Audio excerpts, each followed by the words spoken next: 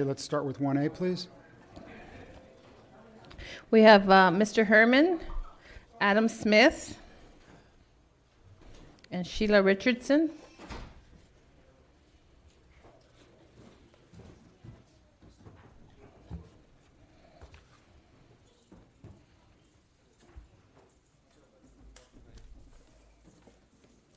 Good morning, Mr. Inspector. Mark Smith, for the record. Good morning, Mr. Chief Moore, for the record.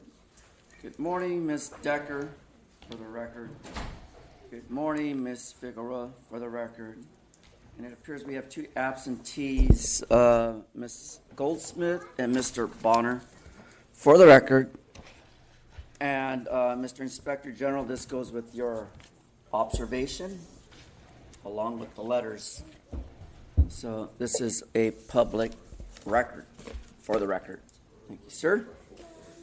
So now that we're on item of consent 1 regarding a grant application for the purpose of Allied Universal Janitorial Services. You see, this is the best way to clean the shit up in Los Angeles. You hire janitorial services.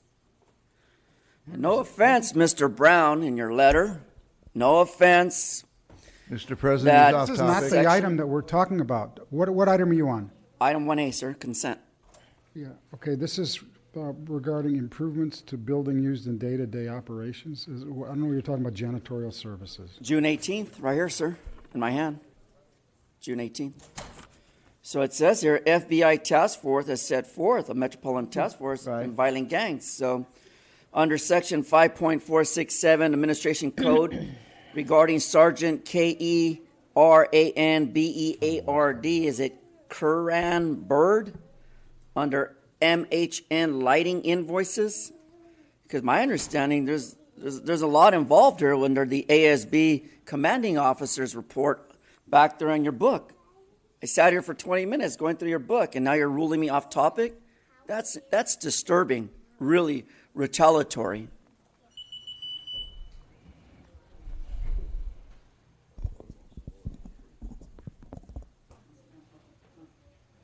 Okay, sir. So on April 30th, $18,865 for improvements to the building that houses the Metro Division FBI Task Force on Gangs was approved by the commission. And now today, $8,500 more is being approved. Mm-hmm. I noticed that almost the 19 grand that you all accepted 6 weeks ago didn't have any type of itemization for what the money was actually going for. And there seems to be an attempt to do that on this week's agenda, which we can take credit for. But the donation is still bullshit. I'm looking at some of these things listed, and while I don't purport to know much about the restroom trash can industry, I'm wondering what $660 trash cans look like. On another invoice for quote-unquote electrical work, it lists a few things by what the item costs and then the labor cost involved. For example, there's a $200 mini fridge with a labor cost attached of $100. I mean, I guess I get it. A couple of guys charging $50 an hour to plug in a fridge. But the Police Foundation website states, from essential equipment and state-of-the-art technology to specialized training and innovative programs that would otherwise be unfunded, the funding we provide directly improves public safety, etc., etc., etc. So, Ms. Decker, there's an item on the invoice that is 30 pairs of Sony headphones. This is electrical work, supposedly costing $700. But also attached to that is $200 in labor costs. I don't know what labor what anyone would spend $200 on 30 pairs of headphones in terms of like labor, like to put them on the police officers, or either the Police Foundation is getting fleeced or this money isn't actually going to what you all want us to believe it's going to. Thank you. Next speaker. Sheila Richardson, followed by Wayne from Encino. Good morning, Commission. My name is Sheila Richardson, Exclusive Auto Corp and Design. I represent the invention of the DNV Self-Service Terminal, which is in all DNV field offices, as well as Supervisor Staff Assistant 2 for 5th District for Antelope Valley, to be exact, under the direction of Supervisor Barger, Catherine Barger, to be exact, prior to Mr. Mike Antonovich. This is my first time ever being at the commission, and I do believe in the commission and what our police departments and our officers do. I am a former employee of Torrance Police Department, detective secretary, and I'm addressing item 2B on the matter concerning hate crimes, religious groups, Except and, we're on item number 1A now, not 2B. well, I only signed up for item 2B. She Yeah, called my name. Yeah, well, so when we get to 2B, then we'll take your card on 2B. I don't know why. She called me. It says A1. Okay. So that was, we'll call you back up. We'll change it to 2B. We'll call then. you back up for 2B, and also you can come for public comment. Okay, thank you. Thank you very much. The next speaker is Wayne, followed by Michael Novick. Wayne is not here. Oh, there he is. Yeah, it's a cold chill in the air, huh? So, 1A, the FBI task force. What are our federal partners doing here? You have a conflict of interest, fool. Now you know that when you have a grand jury, FBI grand jury, you cannot be having task force gifts from the target. It's not the LAPD's fault. No, it's the FBI's fault. You're accepted in-kind gifts from a target of a federal investigation in violation of 8 CFR 41 USC, 8 USC, and all the other USCs, including USC. That's right. Now let's talk about this motherfucking $200 labor cost. Now, the truth of the matter is, I'm the one that's getting the $200 for the labor for the headphones. See what you do? You need labor for headphones, because those little cute little things that look like this shit fall off, the little covers.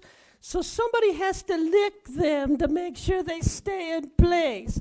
You gotta go, and you gotta lick them to keep them in place, and that's my job. Similar to the way Steve Soboroff's son licks a cock, I have to do the same thing to Off get those topic, and earphones there's children going. in here. Off topic. That's right. So 200 labor force contracts for labor on the headphones.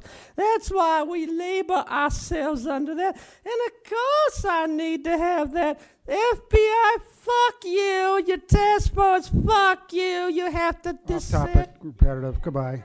Next speaker. The next speaker, Michael Novick.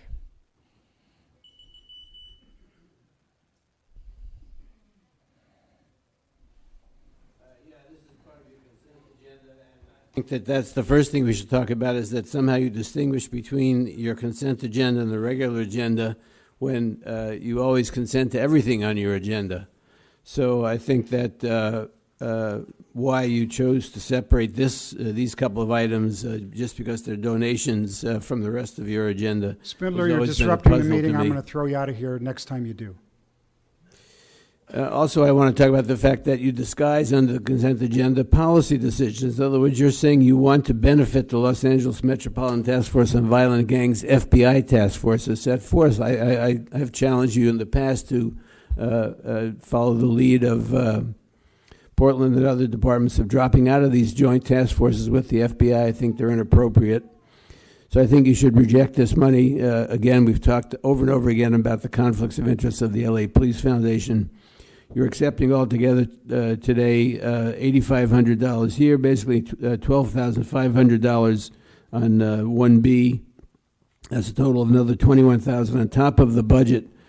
And I just think it's inappropriate. You should tell these agencies, the LA Police Foundation and the Mid-Valley Community Police Council, to take their money and spend it on things that the community actually needs, which is not more policing, more police, more task forces, but jobs, education, housing.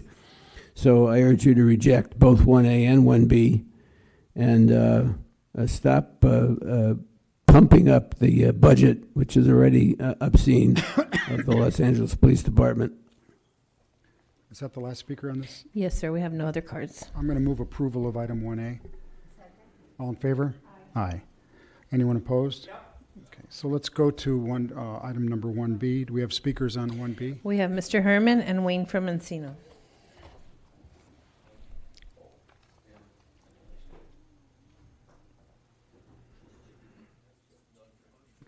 You can start the clock while he's tiptoeing up there. There goes those tactics again, starting the clock before the speaker engages in public participation as you impede his right. Under item B, Chris E. Pitcher, Deputy Chief, operating budget. Why are you charging $5 of a door charge when already you're receiving $12,517.86 as a monetary donation? Mid-Valley Police Council has utilized the purchase of special events items such as, I didn't know a special item was food. I didn't know equipment would cost $12,517.86 for events, for services. You know, when you go to Lowe's, Big Lots, DIY Home Center niggas. And don't forget, you got Walmart for $73.74, IKEA for $218.90, and the worst offense of all is Costco. Costco? We shop at Costco. Yeah, we spent $49.26 because we lack communication skills with the disabled. So, Charles P. Hearn, H.E., it looks like an A-R-N, the captain of this so-called a company of Deputy Chief Pitcher, have pitched something to us, that the Mid-Valley Community Police Council has accepted a bribe of a monetary donation for $12,500. Next speaker, please. Wayne.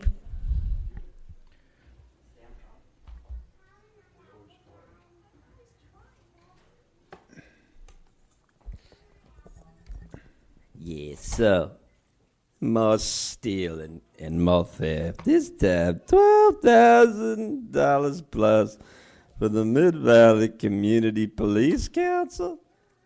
Come on, Eileen, what the fuck is this shit?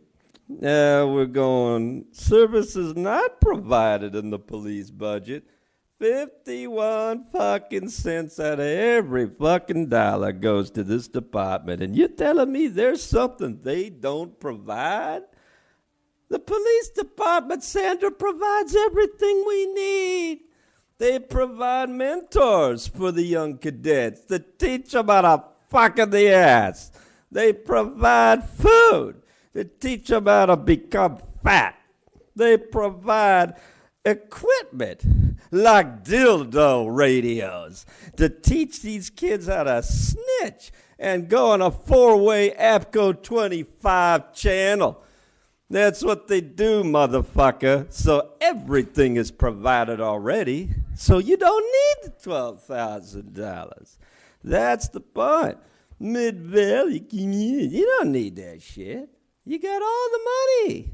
You already know what you're going to do. You're going to teach people how to kill. You're going to teach people how to beat people. You're going to teach people how to snitch. And that is the mantra of the LAPD at the Mid-Valley Community Police Council. They always start off their meetings with the theme song. Let's beat a few niggers, beat a few homeless.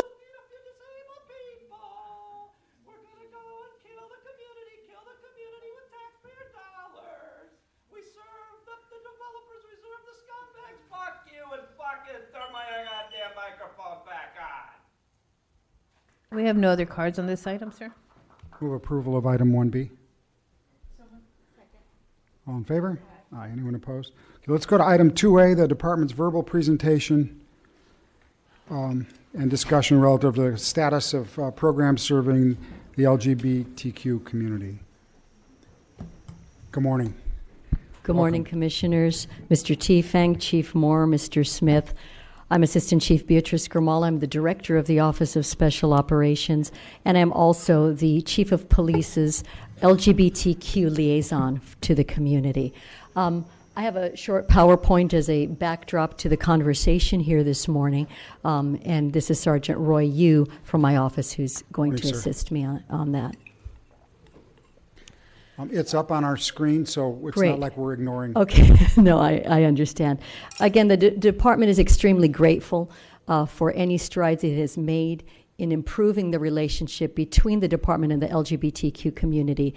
And nothing could be achieved without those partnerships. So right here on the screen, you can see some of the members of the community, the larger Los Angeles, state, and national community that has helped us not only in developing policy changes, but also with working with the LGBTQ working group that is the core of making tangible changes. And I think as this presentation goes on, what's important to point out is when we developed the LGBTQ working group, of which many of the members participate in these organizations, we're looking for tangibles. We're looking for a product at the end of the day. We are not there to have meetings for the sake of holding another meeting. We want some type of product to come out of there that benefits the community as a whole. So I think that's really important. Otherwise, quite frankly, the working group would not continue because these are people who are doers and want to make change within the community. Again, as stated, I'm the LGBTQ outreach program coordinator for the chief, but I also want to make special note to two of my colleagues here today. Sergeant Luke Watkins of Community Engagement Group. Luke, could you please just stand and be recognized? Morning, And sir. my partner in the LGBTQ working group and outreach programs, I'm very proud to introduce Officer Christina Montoya, who is here today as well. Welcome. Great. Next slide. I just thought as a backdrop, let's review some of the current policy that exists. In 1979, LAMC Section 4970 was adopted by the city, and the purpose of that was to ensure that working environments were free from discrimination, again, looking at gender identity, expression, and sexual orientation being respected. But as we know, just having an ordinance, having something written on the books in writing is not enough. We need the importance of living what we are writing and what we are saying that we are practicing as a whole. So follow up to that, in 2012, the mayor then issued Executive Directive number 12. And again, saying that we must promote and maintain an environment free from discrimination based on known or perceived sexual orientation, gender identity, or gender expression. That was quickly followed by the LAPD policy on police interactions with transgender individuals. And again, ensuring that every single member of our community is treated with dignity and respect from the moment we initiate that contact. And I think the importance of respect in how we address people is what sets the tone for what we are able to accomplish in those interactions. Then fast forwarding to 2019, Senate Bill 179 was the California Gender Recognition Act. And the importance of that is recognizing non-binary gender identification and the fact that on official state documents, on driver's license, X can be a designation, not just male and female. So it was an acknowledgement of the fact of the diversity that not only exists in the Los Angeles community, the state, but in the larger sphere as well. Part of that, and the last bullet there on the slide, was ensuring that our LAPD workplaces are places of respect as well. We noticed that within the last couple years, we have had employees who were either coming to us, civilian and sworn, who had transitioned or were undergoing a transition process. And we wanted to ensure that they were taken care of in the workplace with regard to any special needs, any special training that had to go on in a workplace so that all assimilation could be done, again, with dignity and respect. So the working group, which is about 40 members strong, going back again to the first slide, whose members were part of those different units and organizations, came together.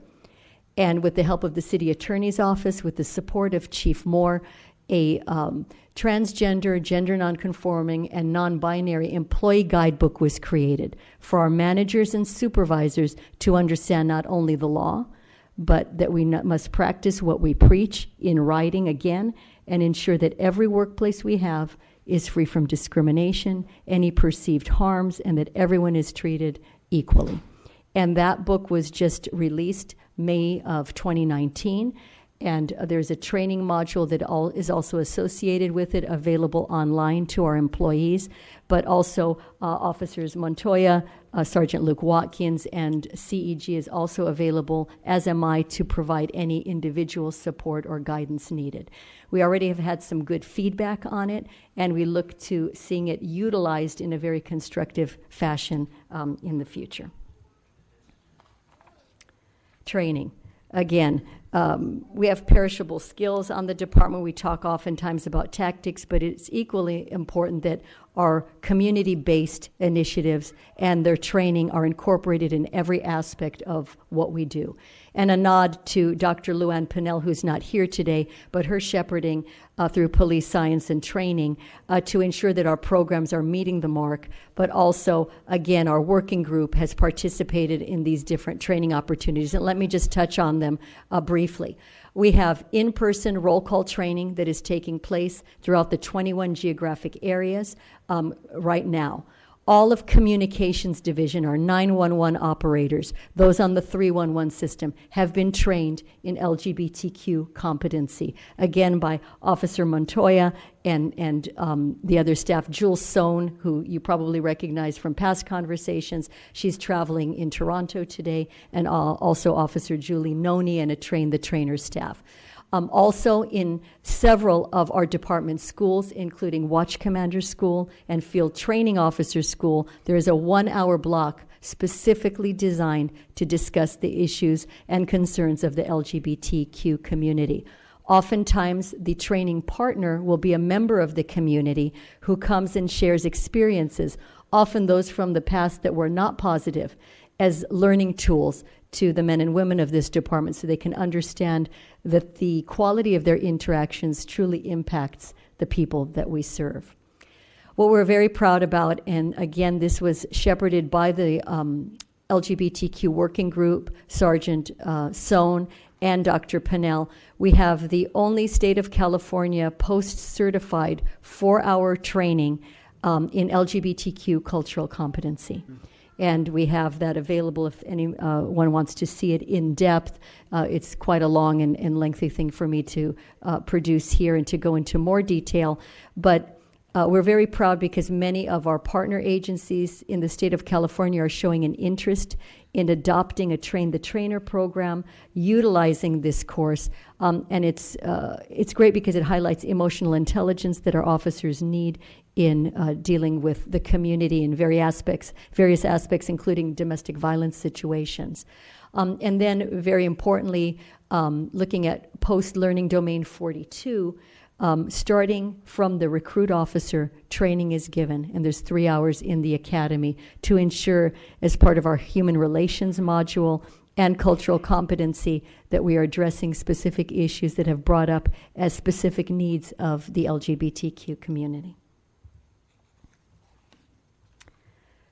Thanks to the training cadre out of CEG, I just wanted to share with you some of the numbers of LAPD officers who have been trained. In the Office of Operations, with great support from Assistant Chief Bob Arcos, over 4,200 officers have been trained in LGBTQ competency. Our hopes behind that is not that the training just remains static, but they carry the lessons that they learn, the interactions, the Q&A into their daily contacts. Other roll calls include specialized units, department in-service training. Those are some of the other modules that I just discussed in the prior slide. So to date, as of about 2 weeks ago, 4,682 members of the department are receiving this training. And we know there's more to go, but this training is going on a weekly basis, and our hope is that cumulatively we will see some improvement, some change, and something the department and the commission can be proud of moving forward.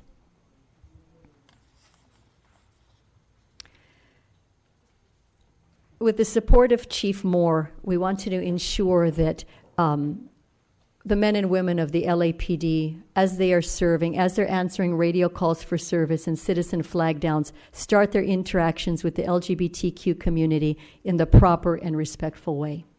If we do not, there is no hope, not only on a larger scale that our relationships with the community will improve, but it will sour that contact that the officers are presently in and really create an environment where hate crimes and hate incidents could plausibly be underreported. So I'd like to share the following video with you. Members of the community participated in it. It's just a couple minutes, but I hope you enjoy it and you find it informative. Thank you. Thank you. My name is Jasmine Creighton. I'm junior here. I use feminine pronouns. She, her, hers. And sometimes My name is Karina Samala. My pronoun is she and her. Hi, my name is London. I used to be Linda. My pronouns are he, him, and hey you. My name is Joaquin, and my pronouns are they and them.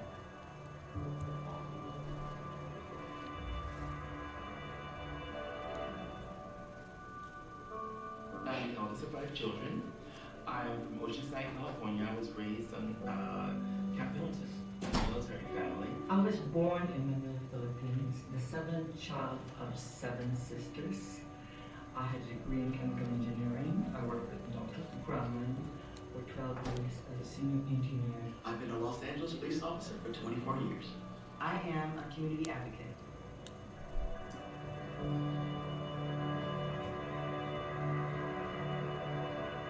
What gender identity means to me, liberation, freedom. Not having to perform or act in any certain way that is not aligned with how you feel about yourself.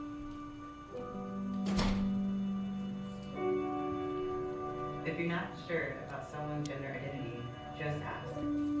Just ask enough a lot. If you ask them, they'll realize that you're concerned about who they are. And they'll understand if you do make a mistake, so just ask. If they're not sure of someone's gender identity, for sure let yours be known, but ask them theirs. This act is meant to demonstrate the respect that each individual deserves as to how they choose to be identified. I'm asking each of you, as you go out and do your work, to recognize that the person's gender identity is something they hold tight and something they feel is important and they desire to be respected. How you interact with those individuals, with each of our individuals, male, female, or non-binary, sets the tone for our engagement and will leave a lasting impression as to the person's trust and faith and confidence that as a department, we treat everyone with dignity and respect. If you meet someone and you're not sure of the person's gender identity, take a moment and give your name and your own pronouns. Then politely ask what their name is and what pronouns they use. For example, my name is Chief Michael Moore. My pronouns are he, him, and his. What is your name and your pronouns?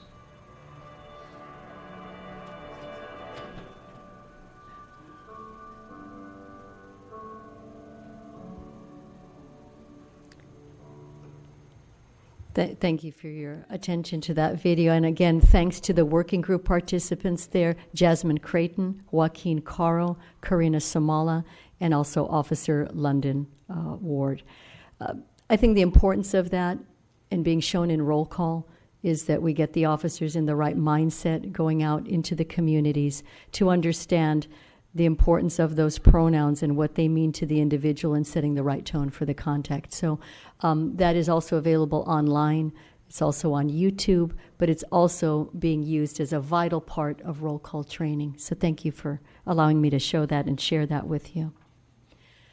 Looking at hate crimes, again, one of the department's biggest challenges is knowing that hate crimes are being underreported, and as well as hate incidents. And hate incidents are those events that do not rise to the level of a crime, but they are an aggravated contact where we believe hate is the motivating factor. Looking at how the department is trying to make some impacts in that, one of the flagship programs is the Safe Place Initiative. The department cannot take credit for that. It was first started by Officer Jim Ritter in Seattle, Washington. But we have actually exponentially built on trying to create safe places throughout the community by partnering with business improvement districts, small businesses, large-scale businesses and corporations such as Starbucks, to place these decals in their window, have their employees socialized with the fact that if someone comes in and they feel they're being harassed on the street, they believe that harm may be coming to them by some interaction in the neighborhood, they can come in there, find respite, or also have the ability to call law enforcement if they deem that necessary. The Safe Place Initiative is something that is part of 21 geographic areas. Again, Chief Arcos has been extremely supportive of this. Not only do the senior lead officers go out there and ensure that we build upon those individuals, those community-based organizations, those businesses that are currently part of the program, but we're looking at constantly adding people to help us with those initiatives as well. And I think what's important is, too, the sticker is just a symbol of solidarity, and solidarity within neighborhoods that we want to continue to grow. One last note, I think very important here on hate crimes, is a year to date in the United States, 9 transgender women of color have been murdered. 2 specifically, you may have heard on the news, in Dallas. Here, year to date, we do not have that situation. We did last year with the brutal murder of Vicky Gutierrez in Olympic area. We are ever mindful of the fact that the department must lead the way internally by its contacts and by continuing to build bridges within the community so that we can show that LA is a safe place for all members of the LGBTQ community to live, to work, to reside, to visit, and we want to continue to push that atmosphere forward. But again, it's extremely deserving that it's extremely disturbing that transgender women of color are still being preyed upon in a variety of ways within our communities, and many of these situations are going underreported. Some key programs and projects that I'd like to share with you, again, all being the product of the LGBTQ working group and the community, are listed here. I think what's very important, too, is the department has established a homepage on the LAN that is accessible to the community as well, so that they can learn more about some of the programs, but a few that I'd just like to highlight with you here, and some of the initiatives that have come out of the working group. In addition to the pamphlet that is depicted here on this slide, we have just created pocket resource cards that officers on patrol and those in specialized units can give to members of the community that have health, legal advice, ways that they can contact different organizations, very useful cards to connect them with the LGBT Center, Lambda, and other resources for them to keep after a contact. We cannot always remember and provide all the names and numbers, but again, the community members that are on the resource guide have allowed us to use them there. The LGBTQ safety guide is something that we continue to update. It is also available in Spanish. We're trying to get it in Korean, Tagalog, and other languages as well. And again, it takes that resource card and actually enlarges the breadth and the depth of resources that are available. Also pictured on this slide is what we've mentioned already, the Transgender Employee Guidebook. Some of the other initiatives that we are working on, and something that we're looking forward to in the fall, is partnering with CSUN. There was great concern through the Queer Studies program there by Professor Matthew Clements, who's also a partner and a member of our LGBTQ working group, that when members of the community are incarcerated, not only for the 48-hour period here in LAPD facilities, but beyond, there should be some guidebooks, some other type of publication that the community might find helpful to them moving forward in their lives. So we're putting together a program to identify resource material, try to find a donor to provide resource materials to different jails and other facilities, and we're looking forward to possibly partnering with the Sheriff's Department on that. But that's another initiative that we're working on as well. Also, we support many of the trans wellness organizations throughout the city. One of our strongest partners is Mariana Marroquin of the Trans Wellness Center that's housed right here in the center of town, and they just had their 1-year anniversary, so we look forward to continuing our work with them.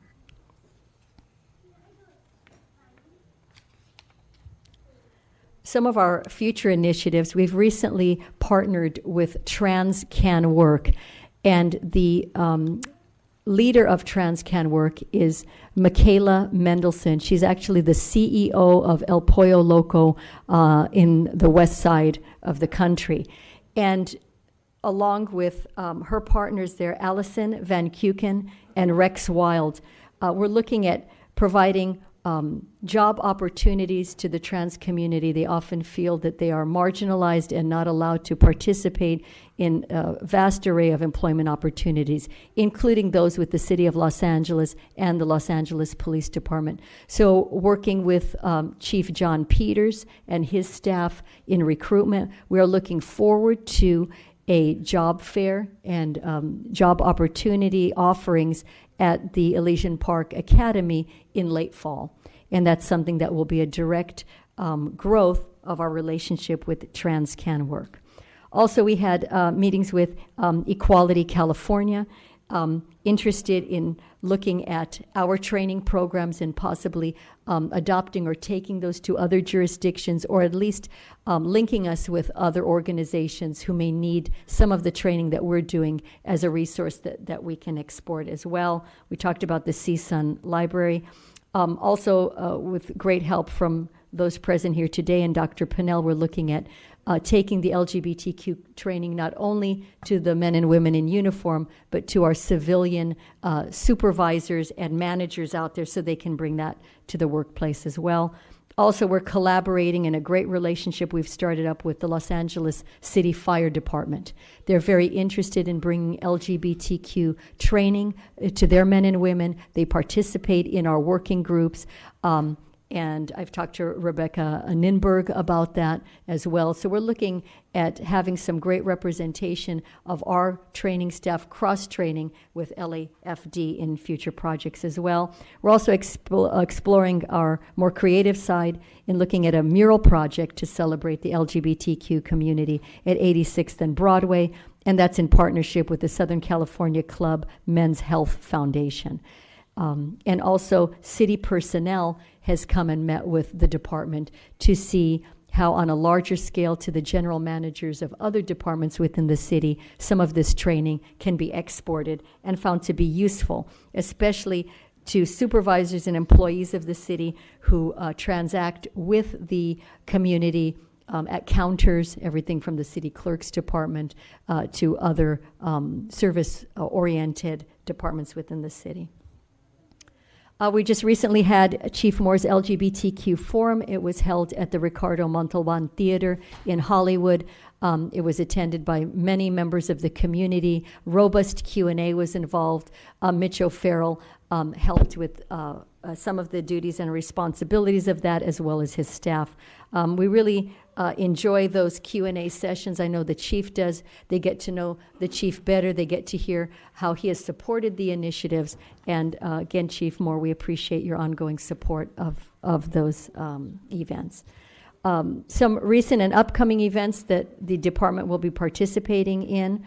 On June 20th, we'll have the FTO update that takes place at the Amundsen Recruit Training Center, again on cultural competency at 6 a.m. Also, currently, Sergeant Jules Sohn is in Toronto participating in the World LGBTQ Criminal Justice Professionals Conference. Chief Bill Scott has invited us to participate in San Francisco in the Pride Parade there, and I know some members of the department will be going out there as well. And as previously mentioned, really looking at a robust showing and turnout and support of Career Day at Elysian Park for the LGBTQ community. Just in closing, I must say this, and I know the members of the CEG that are here with me and the working group would say this as well. The importance of the department never taking for granted the community support that we have already been graciously given. We cannot rest on any accomplishments that have clearly been done in partnership. We cannot rest on any laurels. We cannot allow relationships to only be reinvigorated in crisis. They have to be something that we nurture on a daily basis. And this has been the theme of what Chief Moore has told us as department supervisors and managers, but it must be something that comes from our heart and looks like it is not only part of our policy, but it is genuine to the way we police. Thank you very much. Commissioners? Good morning, Chief. Thank you very much for that very thoughtful presentation and thorough presentation. First, I want to thank you and your entire team for the important work you do in this area and for never resting on your laurels, as you said. That's extremely important. For all the work you're doing, the public events you're doing are critically important, not just for the community, to let them know this is a department that they can approach and talk to, but also internally so that everyone knows the expectations of the command staff in this area. So thank you for all you're doing, and I should add Chief Moore to that thanks as well. I have a specific question and then a more general question. Of course. You talked about all the training that goes on in the academy, but you spoke about a 4-hour training, post-certified training. I wasn't clear who undergoes that training. Yes, that can be something that we specifically assign to officers. It's available for all officers to enroll in if they want. 4 hours is a lot of training, but we have many officers who are specifically interested. Those we wish we could give a 4-hour block to everybody, but those within different areas of the department, such as community relations, senior lead officers, et cetera, that we hope will take that information, almost become a train the trainer, and take that out in a larger sphere as well. Thank you, Chief. I appreciate that. And then with respect to, you talked about never sitting on your laurels, of course. What is the process, formally or informally, that the department uses to get feedback from the community so that you know the directions that you really need to emphasize and go in the future? Yes. I think in addition to the field work done by Community Engagement Group about following up specifically to the organization and the leadership as well, I think it comes from two main sources. The Transgender Advisory Council out of the office of the mayor is something that we participate in at each meeting. We have representation there, and we hear sometimes critical feedback. We hear feedback that isn't always positive. We may have somebody sharing a interaction with a community member that did not go well, and we need to be made aware of that. And this covers everything from how we serve to how the city serves, and we can take that feedback back to the chief, and I regularly meet with the chief almost monthly, and we go over the initiatives and how he feels about where we're at and how we feel about where we're at and how the community does as well. But the working group, I would say, is truly the hub of where we get the feedback. It's transparent, gloves are off. We have about 35 to 40 representatives there from all areas, some grassroots organizations, some established organizations, and they will share with us community contacts, events that the department was present at where they thought we could do a better job, also where they think we did well. So I think they are really our thermometer, our gauge of where we are at, because we have such an open relationship. I think that's critical. The working group as it exists, and it meets every other month, is not a bunch of LAPD cheerleaders. We don't want that. We consider ourselves friends now and colleagues, but even friends can disagree. But the importance of that is holding up a mirror and telling us, okay, LAPD, this is where you've succeeded. We know you're moving these initiatives forward, but this is where we still think you have room to grow. And these are often in different policy areas where even years ago, for example, the 2012 transgender interactions with police, where that needs to be refreshed again, and they will hold us accountable to that. The Transgender Guidebook was something that grew out of the working group and their concern, and members of the TAC as well. How are you internally dealing with a changing work environment? The fact that many people who are coming on the department have already transitioned, or once they are on the department itself, they may need some help and support from their supervisors and managers so that they can go through the transition process and feel that they get the necessary support. So I think those are the ways in which we get that feedback. And quite frankly, again, as much as the department has grown, we have a history. We are aware that as much as we want to close the door on that history, it must always be something that we are keeping at the forefront of our mind so that we don't repeat past mistakes, we don't repeat past harm, and that we own whatever that history was, Commissioner, and that we move forward. And Commissioner, I would add, thank you, Chief Kamal. I would also add that, for instance, for example, the outreach that we're doing by the attendance to the conferences, specifically to the LGBTQ community as emerging topics, best practices that we go, oftentimes were showcased, but we also learn by that exposure both nationally as well as internationally. And then instances such as IACP, the International Association of Chiefs of Police, Major City Chiefs, those are also, again, Police Executive Research Forum. Those are all forums that we engage in to understand what is the state of the industry today, what are the concerns with our relationships with the LGBTQ communities, which aspects of it, and where are we at on the scorecard of our evolution. Yes. Thank you. Thank you.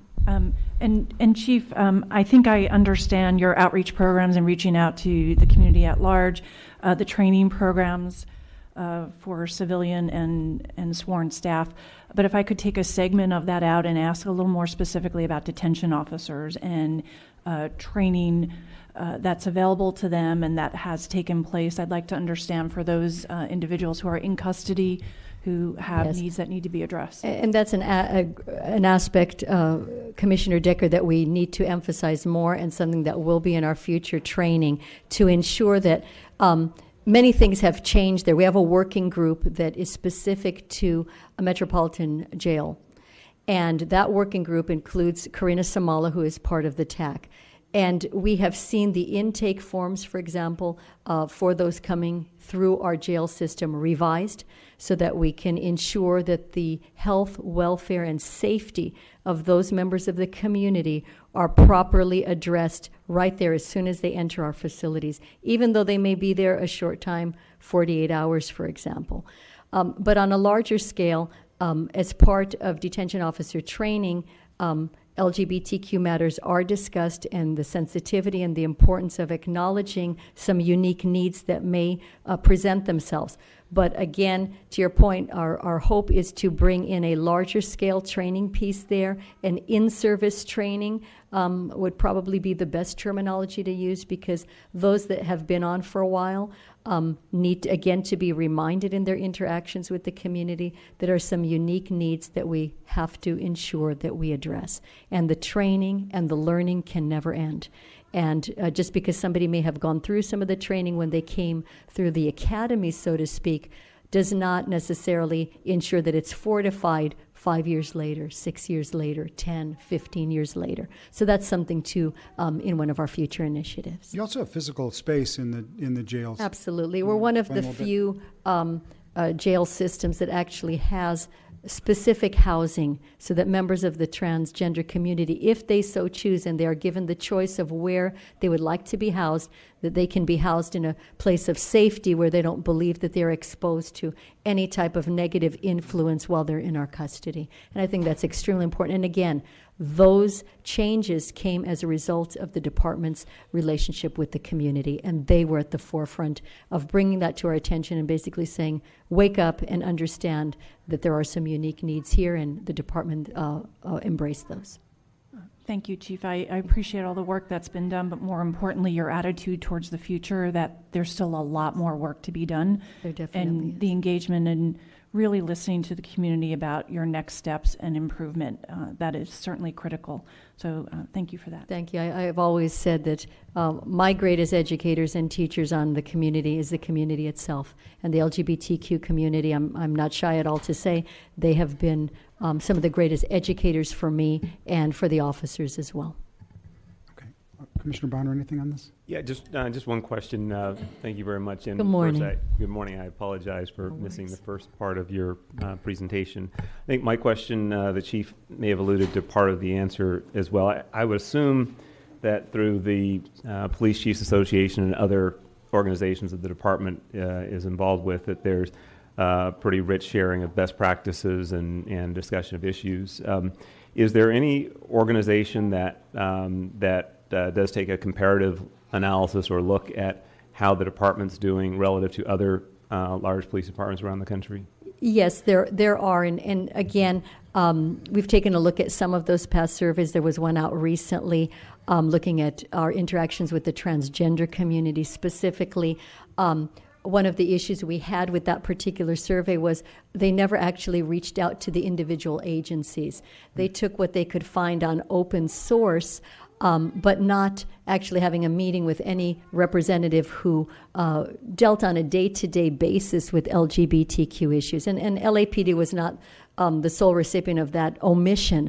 That happened across the board. Chief, I don't know if there's anything. Who was the sponsor of the survey? The name escapes me right now, but it was a national survey. It was on the East Coast, and we saw the published, it came out through the Police Executive Research Forum. Their daily, they have a daily clippings, and we flagged that, and because there was an initial report, the scorecard on us was uneven, and we wanted to understand, and what Chief Kamal and her team did was quickly investigate and determine that there was a lot of out-of-date information on it, and that, again, this was kind of the autonomy of them conducting this survey was without really, what we found was not with no engagement with us. So we reached out to them to offer further insight and information relative to our practices, so that we could that could better reflect what where we're at on the matter. Right. Thank you. And for example, Equality California, and they've come and had meetings with me. Great organization here. They've looked and have looked further at our training program, so we get feedback from them as well. And being a state recognized organization, we have great respect for the work that they do as well. Excellent. Thank you. Yeah, my questions have been asked and answered, but I just want to make a statement to you guys that it's very apparent, and it's very appreciated that what you're doing is not just because you're expected to do it or required to do it, and you're not even doing it from an intellectual basis. This is a heart experience. It's because you care, and that's why you're going as progressive and as deep as you seem to be going in this. And I think it's very moving and very important for the department, and I appreciate it. Thank you so much, President Soboroff. I think if the heart and the head are not connected, we're not giving 100%. Thanks. And I think this initiative is one of many examples we could point to where that important linkage will either mean true success in building trust or a failed attempt at making it look like we are. Yeah. And we're very genuine about this. Great. Do we have any public comments on item number 2A? Yes, sir. We have 5 cards. Okay. We have Mr. Herman, Wayne from Encino, Yvonne Michelle Autry, Adam Smith, and Clint Blakely. Okay.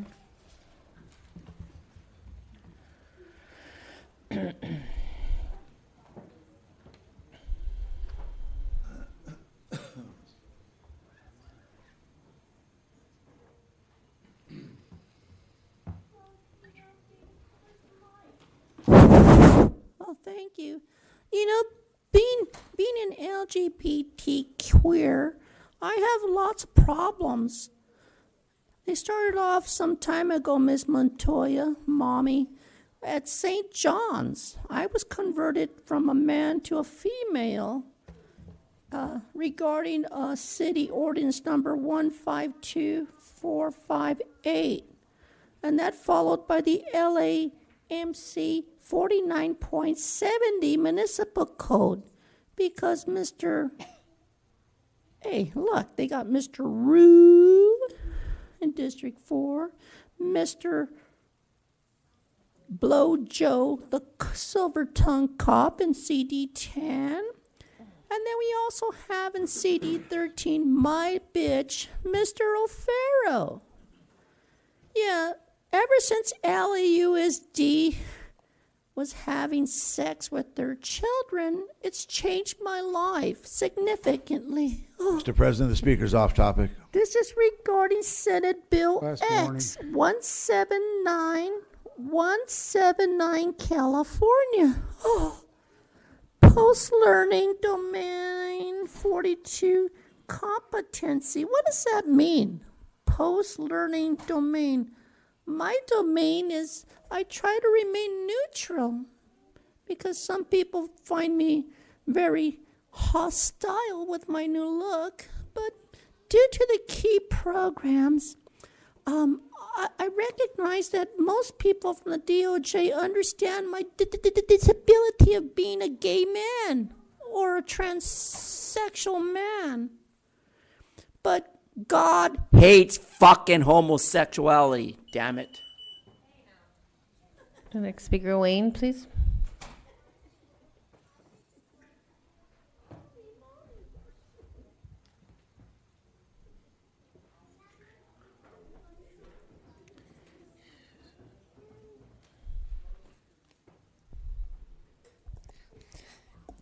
Yes, so I would like to thank everybody for such a pretty presentation. But one of the people not here today is Shane Murphy Goldsmith. She's so anti-gay, she can't even be here today on this report. And I thought Commissioner Bonner was against gays, but I can see he cares. And I know that Sandra Figueroa cares about gay people too, because I think she goes home with another woman, which is so nice. And I know that Steve Soboroff cares about the LGBT community, because all you have to do is play back the tape and look at the nasty way that he looked at me when I mentioned licking stamps. Mr. President, the speaker's off topic. No, Last sir. warning. I'm trying to discuss my outrage with how LGBTQ community has been treated by our LAPD folk. How they go, how they mistreat our identity, how they take a baton and try to stick it somewhere like it's a big black dick up somebody's ass. That has to Off stop. topic. Mr. President, he's off topic. Okay, you can sit down, or I'm going to ask you to leave the meeting. Oh, okay, Mr. Antiphobe. The next speaker, Yvonne Michelle Autry.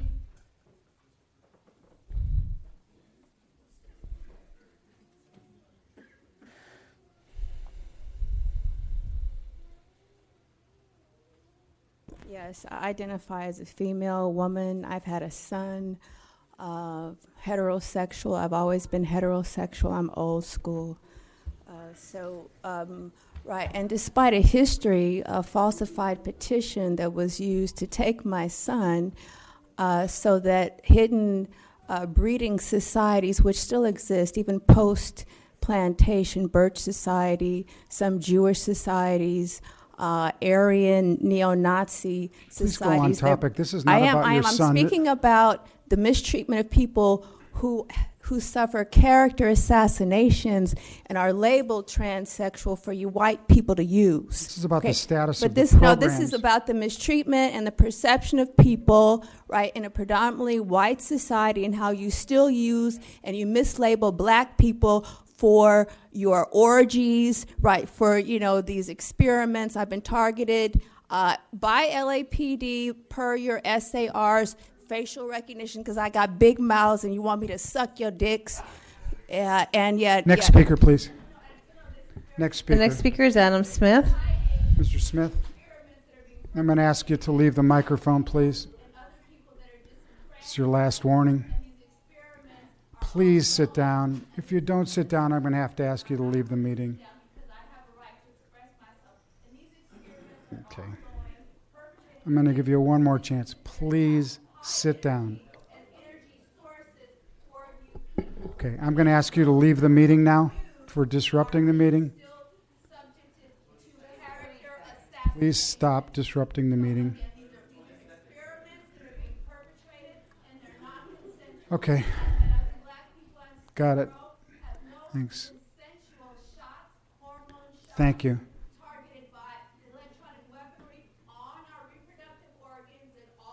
Okay, thank you. You can leave the meeting, please. Please stop disrupting the meeting. I'm going to ask you to leave the meeting, or we're going to adjourn the meeting into closed session. So you can leave the meeting. Thank you. Next speaker, please. Adam Smith.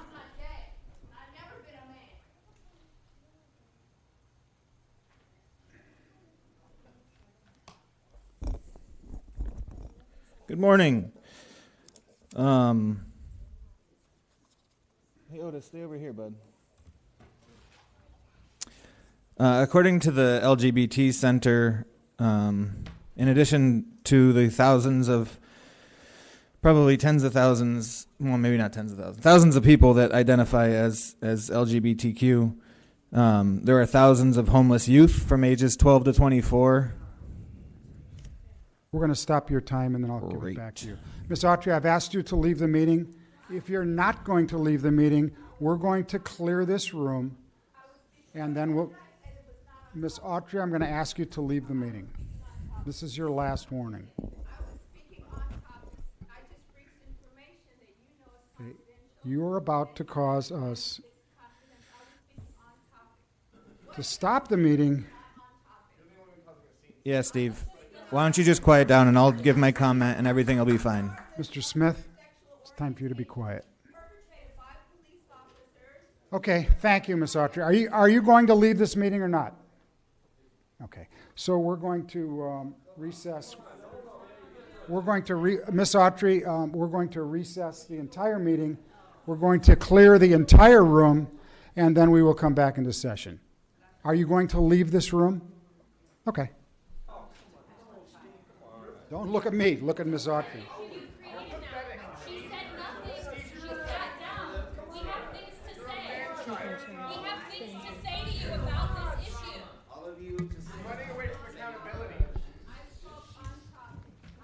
Thank you.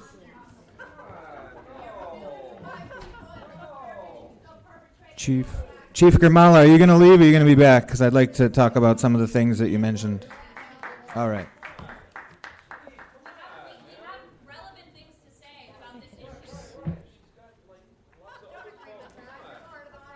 Hey, since I have the mic, did you know that Steve Sobrow said the N-word last week?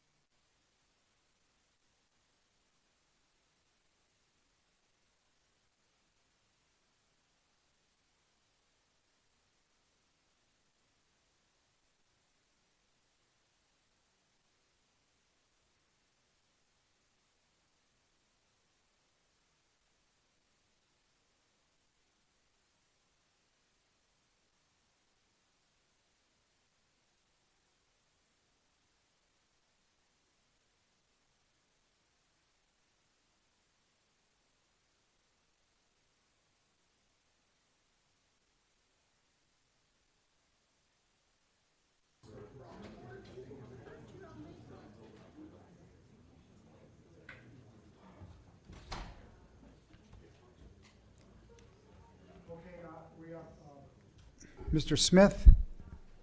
He left?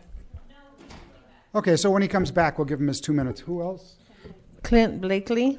Mr. Blakely? And then we have another card for Mateo Nagasi. Okay. Is Mr. Blakely here? Is Mr. Nagasi here? Morning, sir.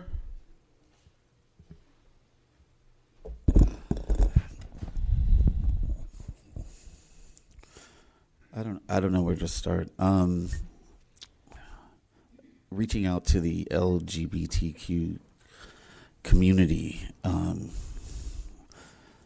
I just find it disturbing because of all the murders of transgender people of color. That gets no headlines. That, you know, I mean, you barely even talked about it here. You didn't mention one name. I just think this is all for show. I don't trust you. I mean, I'm gay, so I was at the Pride Festival and I saw you take over the elementary school and there with the sheriff's department. It was so many people there. It was just, I don't know if you were just preparing for a riot or what, but there were so many officers there. I don't know who you're talking to in the gay community, what groups you're talking to, but they're probably mostly white groups, because that's the agenda in the LGBTQ. It's driven by white men. I don't know what to say. I just don't believe that, again, you reaching out to the gay community is just another way to stir up dissent among the community, because the community itself has issues with racism and bigotry, and I mean the same as society, so there's no difference. And I just think that why weren't the groups here that you're talking about, why weren't they here speaking about the experience? Yeah, I mean, I don't understand, because you often talk. Yeah. Thank you. Chief Grimala, do you want to answer that question?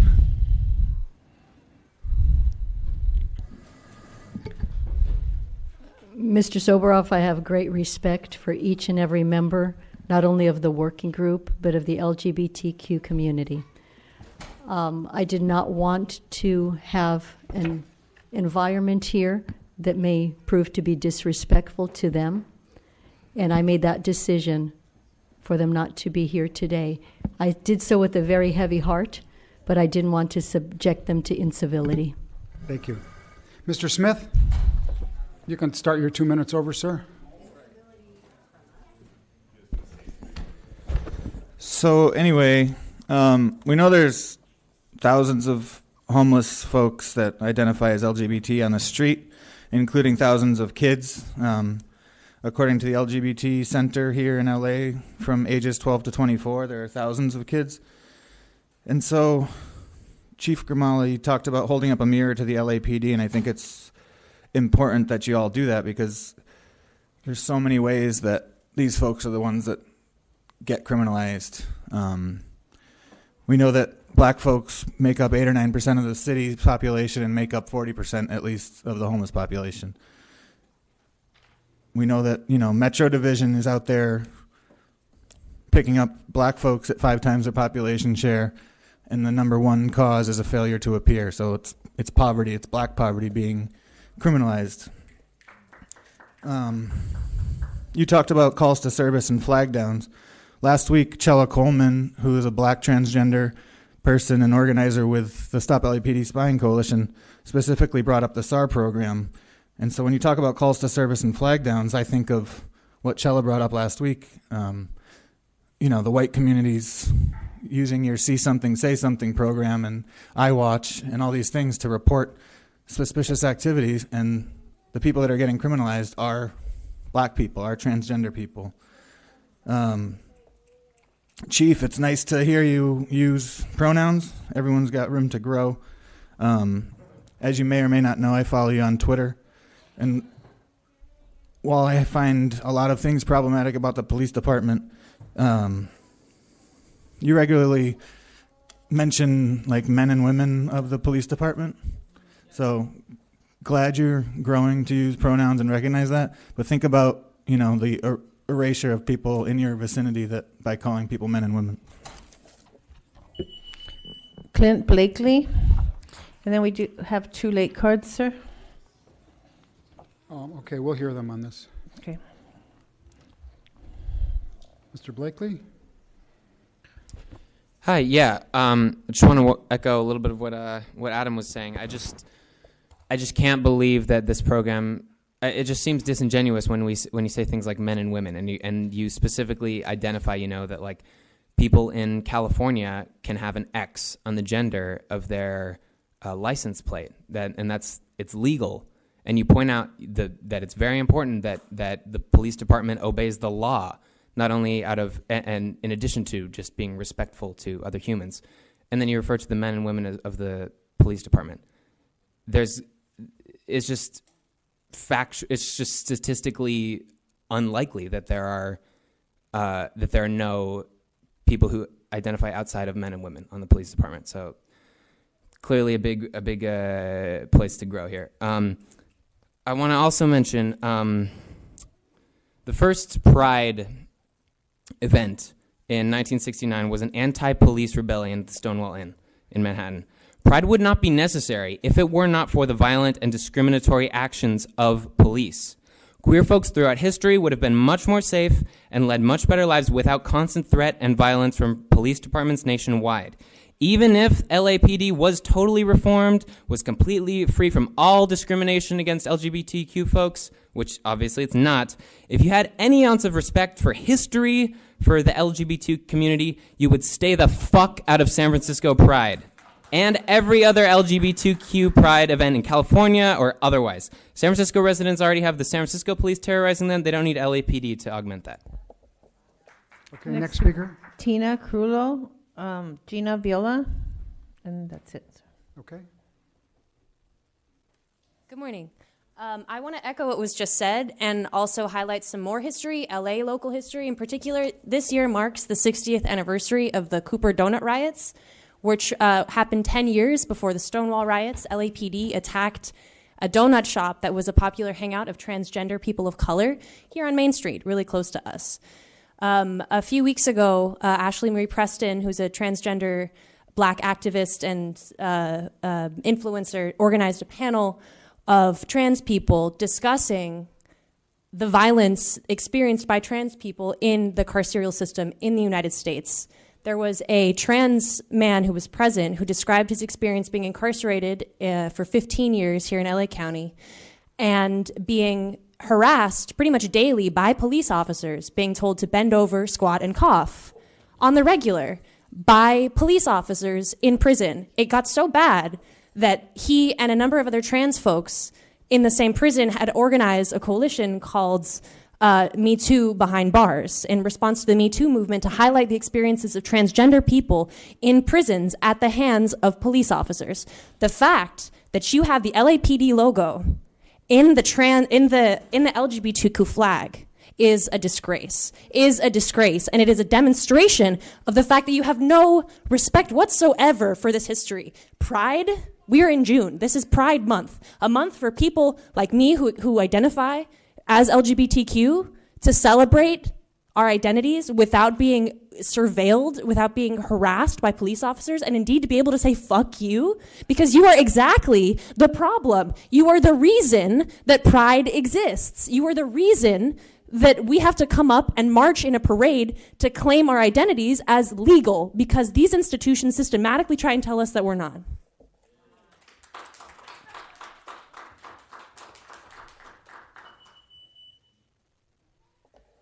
I just want to follow up on something Mateo talked about, having the stakeholders present for this presentation, and your comment that you didn't want to subject them to incivility. I need some clarification on that. What incivility? The incivility of the report, which once again shows more work needs to be done, more training needs to be done. Less than half the force has been trained. There were things up there about 1 hour, 2 hours, 3 hours. You really think that police officers are going to be adequately equipped to handle communities with 1, 2, 3 hours of training on this issue? And again, I have to go back to what happens at the academy. What happens at the academy that we always need more training, more money is needed for training. Let's take budgets, items from other people's budgets for more money for training for police. Stop adding police to places where they're not needed. Stop adding police to things and making them criminalized so that other communities start criminalizing them too, because that's what's been happening. So I just have to point it out again, the incivility. I wonder if it's the incivility in this room, because I have to say that some of these people who come up and speak, I feel like you put them here. You put them here to discredit us. You put them here to discredit the folks who come to speak thoughtfully to you, meaningfully to you, intelligently to you. You put them here so you can clear the room, make a big production, and then say, oh, they're so uncivilized, I can't bring stakeholders to this meeting. That's why you do it. So, because I can't figure it out. Week after week, you bar Baba Akili from this room for over a year for throwing some papers. Yet these two show up every week, and say horrific, horrible things and act in ways that are crazy and inappropriate. And everybody has a right to speak, I get that, but I have to wonder what the reason is. We have no other cards on this item, sir. Okay, let's move to item number 2B, please. Thank you very much, Chief. Thank you very much. Item number 2B, do we have do any of the commissioners feel there's a need for presentation, or do you have specific questions? On 2B? I don't have any questions. Okay. Do we have any public comments on item? Oh, we do have a public comment of the... We have 5 cards, sir. Okay, go ahead. We have Sheila Richardson, Mr. Herman, Wayne from Encino, Pastor Q. John Marie, and Yvonne Michelle Autry. It's not here. Thank you. Sorry for the delay. Oh, that's okay. It's interesting what you guys do here. This is my first time seeing this. It's really something. Anyways, Chief of Police Michael Moore, Sheila Richardson, Exclusive Auto Corp and Design, and I am the inventor of the DMV Self-Service Terminal. That is in all DMV field office. Revenue, current, we just got $32 billion from Washington, D.C. to increase the revenue of the DMV Self-Service Terminal. Also, I am with 5th District on a long-term leave, which I really would like to bring awareness through the information that I indicated previously of somebody that was impersonating my identity, actually stole a purse and has been using my information and data indicating they were me, as well as picking up the scheduling off the SAMS equipment of the COLA boss. The Civil Service Commission has addressed the matter. I just met with them on June 12th. Your item on 2B talks about the Police Commission addressing matters concerning hate crimes, religious groups, and individuals that are doing public sector fraud. The district attorney and the chief of police, I have received a letter from them concerning this individual. I have never seen such malice aforethought in all of my life. Secondly, your item does talk about what you're doing with these religious groups or cults that are involved in this type of situation or circumstance. The district attorney paid $1.2 billion to the victims of individuals that have been hurt or victimized by individuals committing these crimes. And I see that you have it on the agenda. It does need to be addressed, and I'd like to know what is the moving forward from the Police Commission. I had an experience on just yesterday where I had to speak with a detective concerning this human trafficking, stealing real estate, commercial crimes, as well as cyber theft and money crimes of information belonging to me. Thank you. Thank you. So when I come back, can you respond? In public, you can come back in public comment and ask questions, or the chief can ask. And the commission can respond. That or, will you speak with our speaker here, get her information, and then we'll do a follow-up. Thank you. Thank you. Okay, thanks. You can ask questions. I don't mean to ask you. She can ask questions. Mr. Herman, followed by Wayne.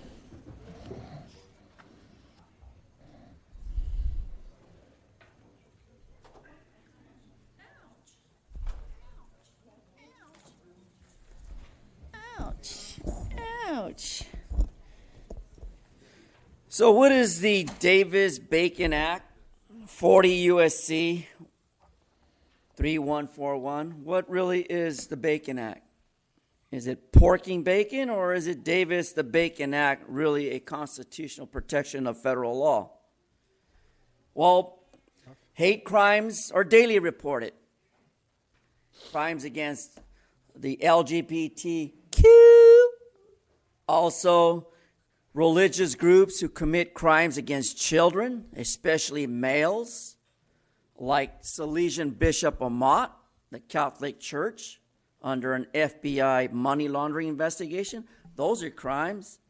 And what about addressing hate crimes like the ones perpetrated in public meetings?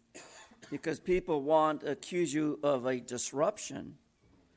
Those are crimes within itself. So public safety, homicide division, the most current news, the safety of nonverbal disabled persons, people who suffer with autism, people like myself who suffered a PTSD, post-traumatic stress, brain disorder. And yet you accuse me of hurt and harm. I accuse you intimidation, retaliation, and harassment, Mr. Steve Silbroff, for the record. As we know that William P. Hayes, a homicide division detective, has investigated the majority of the population of Angelenos, and he asked me to say for the record, 42 USC, fuck the police. The next speaker, Wayne. Is this the last speaker on this? We have one more. We have Pastor Q. Jean Marie. Okay. Yes. The biggest bullshit ever. Hate crimes. There's no such thing as a hate crime. It's unconstitutional to impose a hate crime enhancement on a criminal statute. But the good news is that thanks to Donald John Trump, the 45th president, and his picks, he's going to put this out of business. It's about fucking time. Everything's hate. The gays, the lesbians, the Catholics, the Muslims, the Jews, the Satanists. Who else? The non-gendered, the pro-gendered, the ID. Everybody's a victim. Everybody's a fucking victim, right? So anything anybody does to anybody is a hate crime, right? Isn't that really it? And it's total bullshit. It's total bullshit. And I'm a victim of your hate crime enhancement when you fucking booked me at a 422 and added $25,000 to a speaker card. This isn't about you. This It's is about the hate crimes. And the way that they determine bail is one of those issues, isn't it? And Eileen Decker knows as a U.S. attorney, and I know as an attorney of 24 years what a pile of fucking bullshit this whole thing is.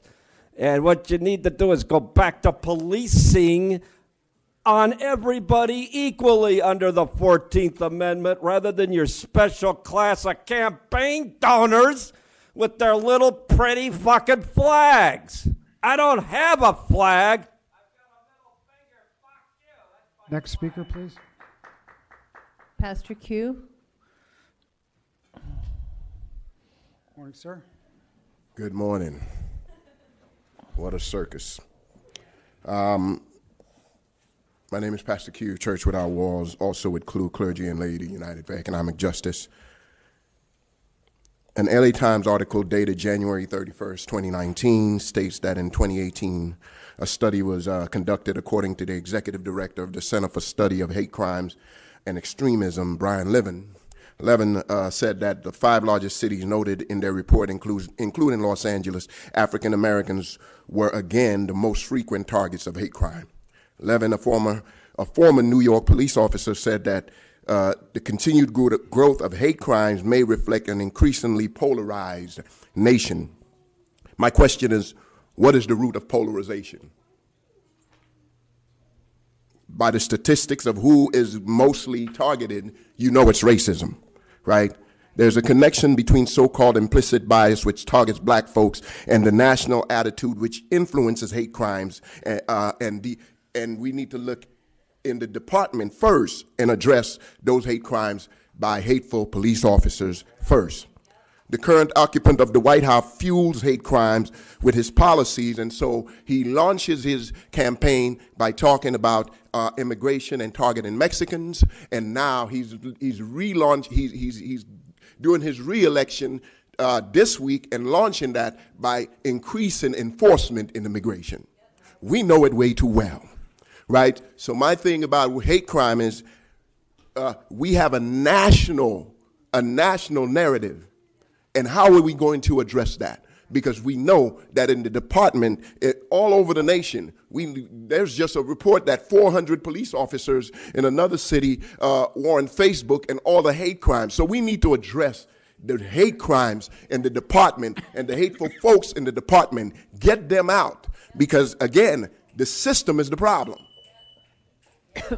We have no other cards on this item, sir? Okay, I will move approval of the department's report on item number 2B and transmit to the City Council Public Safety Committee. Do we have a second?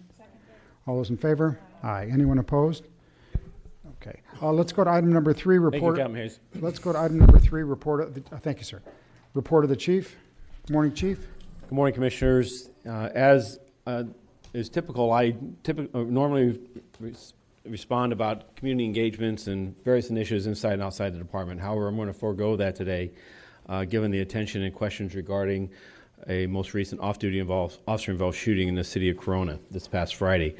What I'm going to do is provide, however, a series of events, brief descriptions, because in addition to that officer-involved shooting, we had a in-custody death as well as a conditional use of force. So I will handle the description and brief description of each of these events in the order in which they occurred. Each of these are very early and preliminary in their investigation, and so my remarks will be limited. Relative to the first event, which was an in-custody death that occurred on the 11th of June at about 5:40 in the afternoon, Harbor Division uniform officers responded to the rear of the 100 block of Anaheim Street. There, the uniform officers were directed by a security guard to a location of a suspect who was later identified as Roberto Bustamante, 38 years of age, who was possibly overdosed on narcotics. The security officer was also a family member of Mr. Bustamante. According to the body-worn video, as the officers were directed to the rear of the Anaheim Street location, a male staggered out from behind a parked security guard's vehicle. That male would later be identified as Mr. Bustamante. The officers approached and attempted to converse with him. However, Mr. Bustamante appeared to be dazed and staggered as he walked. The officers requested a rescue ambulance to their location, and LA Fire Department rescue ambulance arrived and began to treat Mr. Bustamante. A second unit of uniformed officers also arrived and assisted in placing Mr. Bustamante on a gurney. The rescue ambulance staff asked if Mr. Bustamante was under arrest. The officers advised that Mr. Bustamante was only being detained to assist him with medical treatment. The fire department, while seated in the back of the rescue ambulance, began to prepare to transport Mr. Bustamante. The staff noticed that Mr. Bustamante was not breathing and began using CPR. Mr. Bustamante did not respond and was later determined to have died. Force Investigation Division detectives responded and assumed investigative responsibility for this incident. There were no officers that were injured. In addition, the Officer Inspector General responded to the scene to oversee or to monitor our investigation. The second event occurred. Chief, why was he in custody? Was he in our custody? So technically, he was in our custody in the sense that he was in need of what officer's perception was he was in need of medical aid and a danger, posed a grave danger to himself. And in those instances, officers have the authority to, with a person who's unable to provide consent, to render aid. In this instance, a preliminary information is that there was no force used or any strikes or techniques that were done beyond placing him on a gurney and handcuffing him to the rails while the medical treatment was rendered. Okay, thanks. However, given that we did have contact with him pursuant to our in-custody death protocols directed by this commission, this does constitute at this early stage the investigative protocols to be an in-custody death. Depending on the investigation, including the autopsy results and so forth, this may be reclassified at a later date. That information, of course, would be brought back before this commission to further clarify whether this constitutes an in-custody death or otherwise by our standards. Thank you, sir. This next incident is the officer-involved shooting that occurred off-duty in the city of Corona. And on Friday night, the 14th of June, at approximately 7:45 p.m. in the evening, off-duty Southwest police officer in plain clothes was at the Costco market there with his wife and an 18-month-old child. The Costco is located at the 480 block of North McKinley Street in Corona.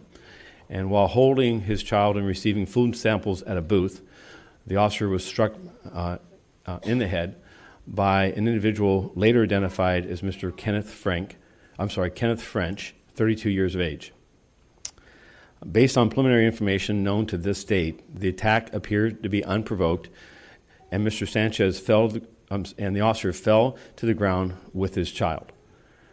According to published accounts attributed to the officer's attorney, the officer momentarily lost consciousness, and when he awoke, believing he was fighting for his life, he unholstered his 9mm off-duty pistol and fired at Mr. French. You'll get a chance to speak in public comment. You don't have a chance to speak while other people are speaking. So stop. Sir? Go ahead, Chief. Mr. French was struck multiple times. Two other individuals identified as Mr. French's parents, Mr. Russell French and Mrs. Paola French, were also struck by rounds fired by the off-duty officer. Police and fire department resources from Corona responded and rendered aid. Mr. French died from his injuries, and his parents were transported to a nearby hospital where they remain in critical condition. The involved officer was medically transported from the scene where he was treated and later released. Given this incident occurred in Riverside County in the city of Corona, this investigation will be done in two parts. The criminal investigation is being led by the city of Corona and their police department in concert with the Riverside County District Attorney's Office. The administrative investigation began in the immediate aftermath of this officer-involved shooting, led by the Los Angeles Police Department Force Investigation Division. The Office of Inspector General also responded to the scene and will continue to monitor our ongoing administrative investigation. Currently, the involved officer has not been publicly identified by the department. He has been assigned a home administratively while this investigation continues. There's many more questions than answers at this point, and I'll wait for the full investigation before commenting on the officer's decision to use deadly force. However, I will say at this point that my heart goes out to the parents of Mr. French, and I pray for their recovery. Let me move over to the last event here that occurred on the 15th of June at approximately 2:37 p.m. in the afternoon. And there, uniformed 77th Street police officers responded to a disturbance call of a man with a knife. Upon arrival, the officers observed a suspect, later identified as Mr. Carlos Acilar, 28 years of age, armed with a machete. Mr. Acilar charged at the officer's police vehicle and was subsequently struck by the police vehicle.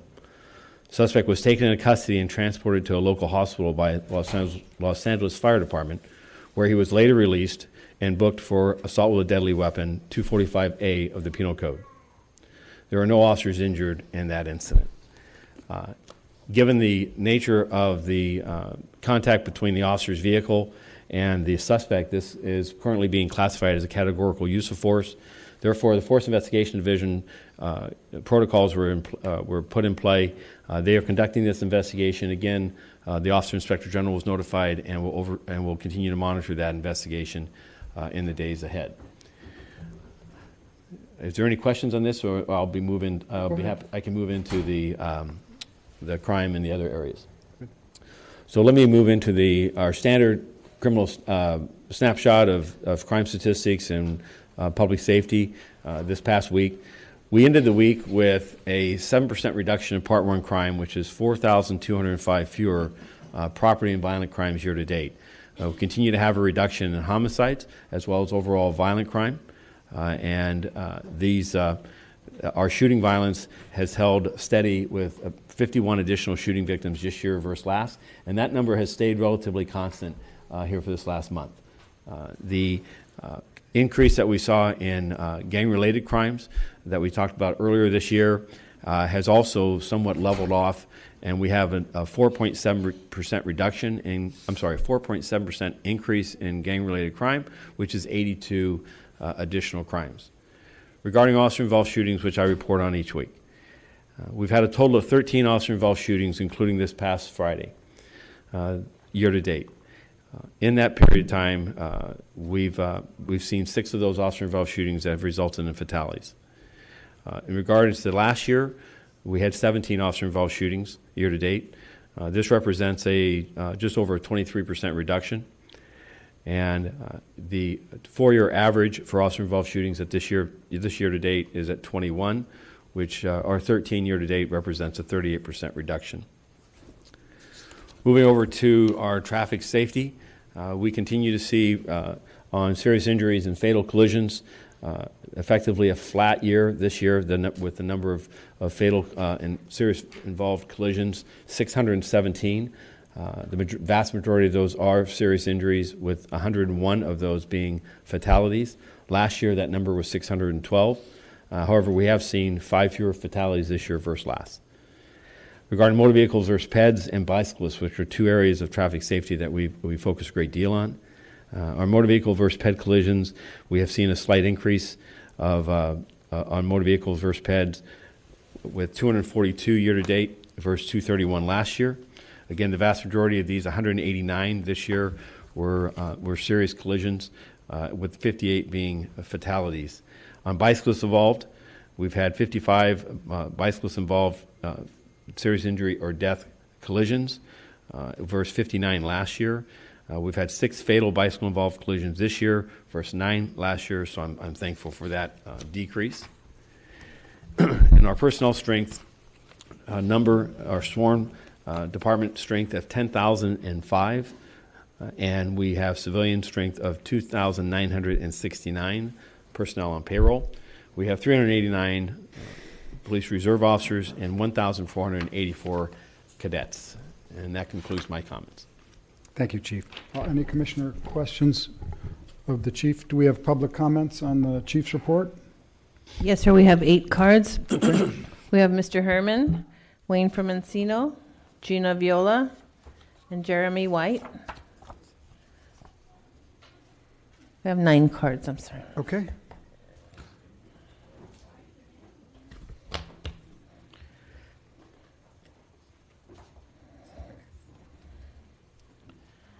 For the record, Baltimore Police Department, what do they have to do with a case like that in Corona?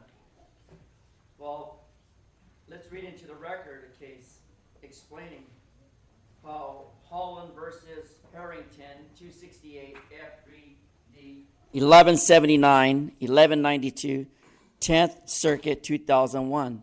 Explained that an officer pointing a firearm involves the immediate threat of deadly force and thus should be predicted on at least a perceived risk of injury or danger to the officer or others based upon what the officers know in that time.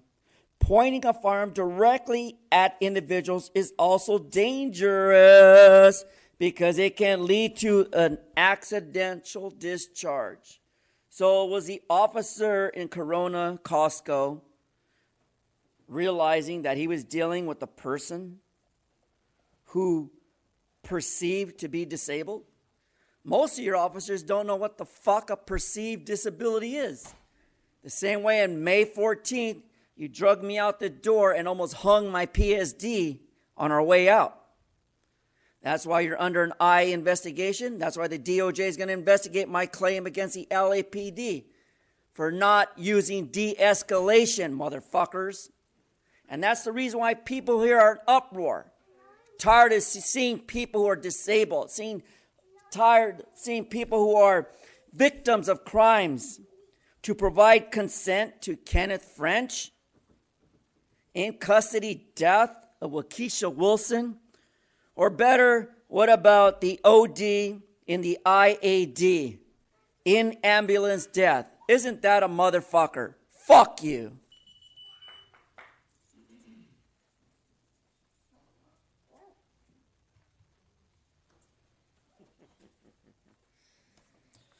Yes, a new category, Mr. T. Fang. IAD, in ambulance death. Congratulations. You find new ways to kill innocent people every month. Let's give them a hand. Yes, sir. That little Costco fucked up incident, you got people in the Riverside DA's office. They're not happy about this. Let me tell you why they're not happy about this. They're tired of LAPD cops living every fucking place but the city and county of Los Angeles. You fucking scumbags live all over the place, got those firearms, whipping those guns out on every single person in all of Southern California. And this guy got knocked to the ground, unconscious, and what did he do? Reached for a firearm and discharged it with complete reckless disregard for human life. Fucking idiot. That's what he call it. And Mitchell Morris, so sorry about the parents. So is it going to be an in-custody status? Is it going to be within department policy that now we get to shoot the mother and father of each of the intended suspects? Because that's what you got. You're in trouble now, Miss Decker. You're in trouble now. Because now the Riverside District Attorney is going to come after this cop. And by the way, you fucked up, Mr. Moore. You said Sanchez, so that means the cop's name is Sanchez, right? Because you fucked up. You said French, but you said Sanchez. We have ears. Everybody in the FBI is enjoying this case because now they're going to take a large, big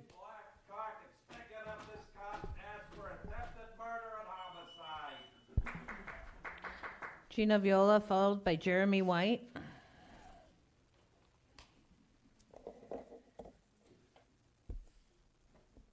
I'm not even really sure what to say about Corona, but it's shocking that not one of you asked the chief a question about that.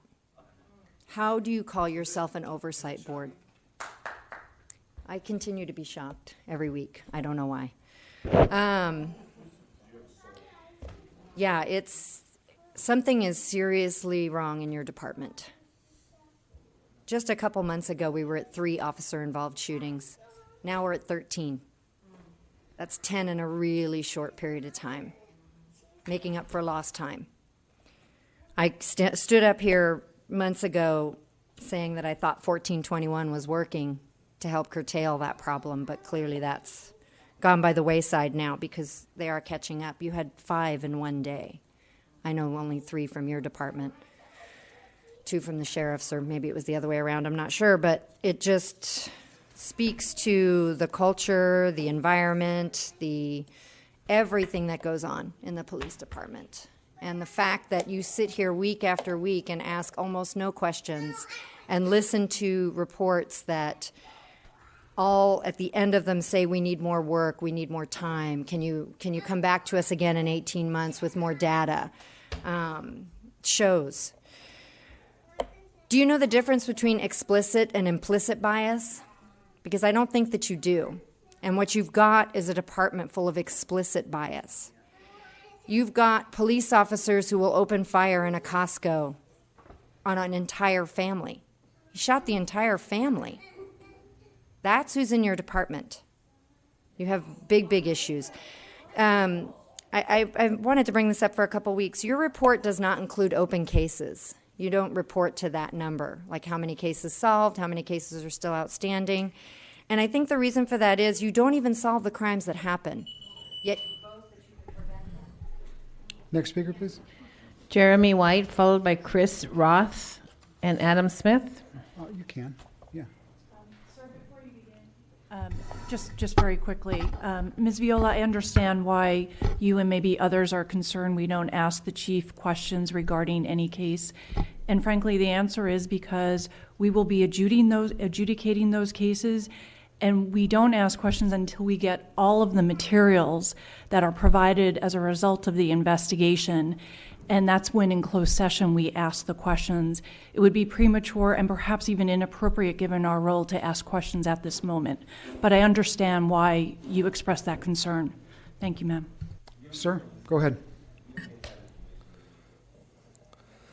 Yeah, so, I mean, you try so hard to make excuses for these officers that murder people, and it's in stark contrast to how you immediately demonize the character of every black person you murder. What's up with that? I mean, why do you bend over backwards to make excuses for these inept fucking idiots with badges and guns who are walking around killing people willy-nilly? I mean, how can you justify that? How can you sleep at night? And then on the flip side, Grishario Mack, Eric Rivera, Waukesha Wilson, all these people that you murdered and made excuses for the need to murder them, how it was in policy, how it was justified. How do you live with yourselves? You, Soboroff, talking to you. You can ignore it all you want, but it's going to catch up to you. I'm not ignoring it. I just don't agree with it. Yeah, you don't agree? You don't agree that you live in fucking shame? That your hands are covered in blood and you're rubber stamping this shit that these untrained, pathetic, psycho cops are doing? You don't agree? All right, well, that just shows how shallow your character is and how little you actually consider empathy an important part of human life. Yeah, just nod your head. You run away, you run to your room, and you fucking deliberate, and you wait out the justice that's coming to your doorstep, but it's not going to last much longer. Chris Roth, followed by Adam Smith and Matteo Nagassi. Morning, sir. Morning. Yeah, the stories that keep coming out about officers involved in shootings, the press releases that are released by this department are pretty galling to see that there is no responsibility taken in any of the language that's used. The fact is that in this instance, it was an off-duty police officer who discharged his weapon in a Costco, and it was not just, being the way it's always described, it's always a passive action that the officer was just involved. In this case, it was the officer that literally murdered somebody because they thought that maybe there was some kind of a crazy defense action that was necessary, but why was the cop even carrying a gun in that circumstance? Why are the off-duty officers walking around in a supermarket with their sidearms? There's no everybody else isn't walking around with sidearms in these situations, and if their training isn't going to be sufficient to stop them from pulling out that gun and executing this guy and injuring both of his parents, who I'm sure were probably shouting some kind of a plea not to use violence against their son because I'm sure understood what kind of a situation and an issue he was having at the time, assuming that is what ended up happening. Why did the training allow for that to happen? Why was this officer carrying that gun around in a crowded supermarket? I fundamentally don't understand how the situation was even allowed to come to pass, because it shouldn't have. It absolutely shouldn't have. And we just need to fundamentally take a look at how these kinds of instances keep happening and how officers end up killing so many folks on the streets here in Los Angeles, both between the Sheriff's Department and the LAPD.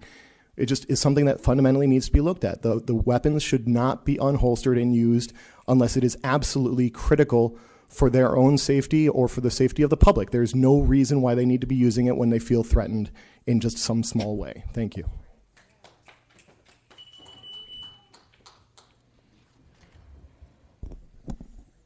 So whenever there's an officer-involved shooting, I don't like to come and then listen to you talk about it, but if we don't already know, you generally give the name and the age of the person that was shot, and I was wondering what the age of Kenneth French's parents are. Cool. You also mentioned that, this is early on in the investigation. A more cynical man than me might think that the reason that you say that is so that talking points can get sent out to all of the media in the back, and like the LA Times story that came out yesterday, an anonymous source from the police department can help defend this shooting. But in you saying that the investigation is early and you want to wait for all the facts to come in, you relayed to us the opinion of what happened, of what the officer said happened. And that's not waiting for all the facts to come in. You said that the officer said that he fell and hurt his head and maybe went unconscious, and that's when he unholstered his weapon. You're spelling out what the police story is going to be. And that's fine, but you can't sit here and say that you're going to wait for all the information to come in, because you're not doing that.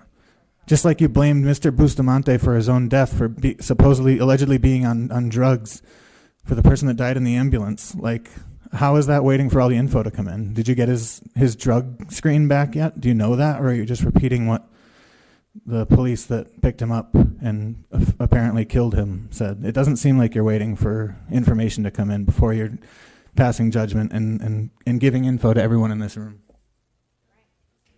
Mateo Nagasi, followed by Mary Ann, Pastor Q, Jean Marie, and Tina.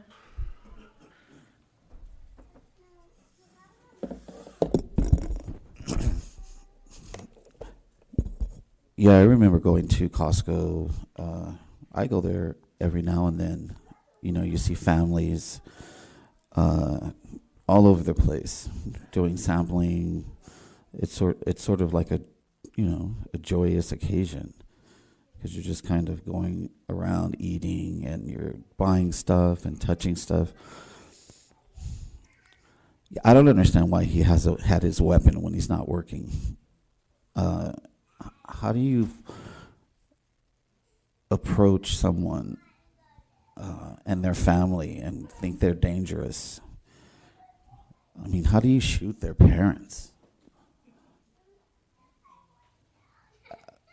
I mean, it's horrible just to think you're shooting a family. And they may not live either. And yet this officer who had, a concussion, and he woke up and, who knows what he was thinking.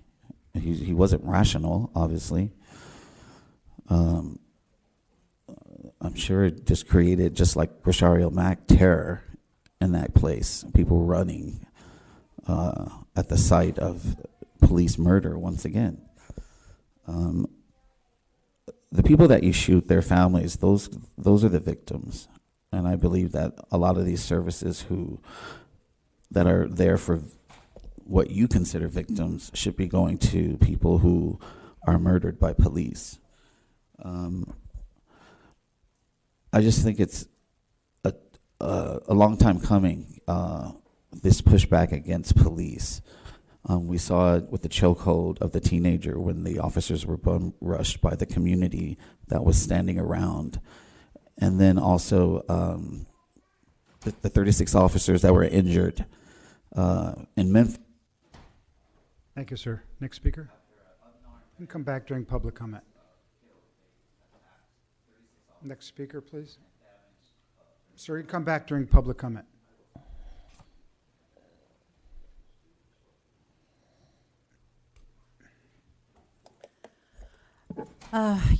So to kind of continue with the same Costco thing, I definitely want to uplift that it's beyond my, there's something really wrong with somebody who is going into a Costco armed.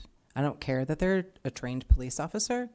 There's something twisted about that. And to kill this whole family, I don't understand how you don't see how outrageous that is, Steve.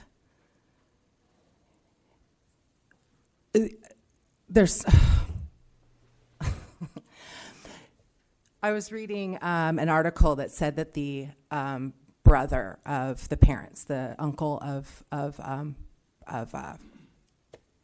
this 32-year-old person, said that he was pro-police and reached out to you all and wanted answers and wanted some justice in this. And my heart broke for him because I know he's screwed. He's about to find out what y'all are.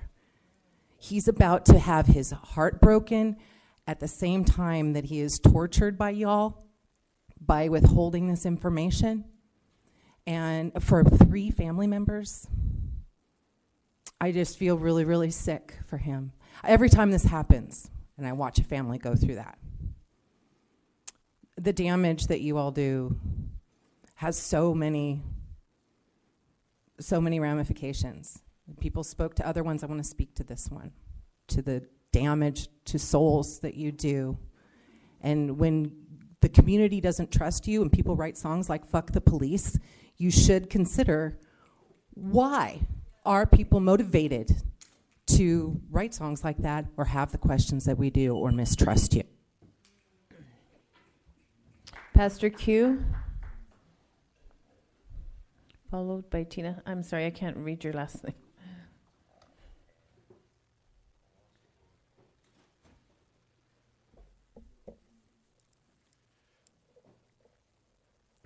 So, something is fishy with this story. Something don't smell right. And this is why we can't trust what you guys say.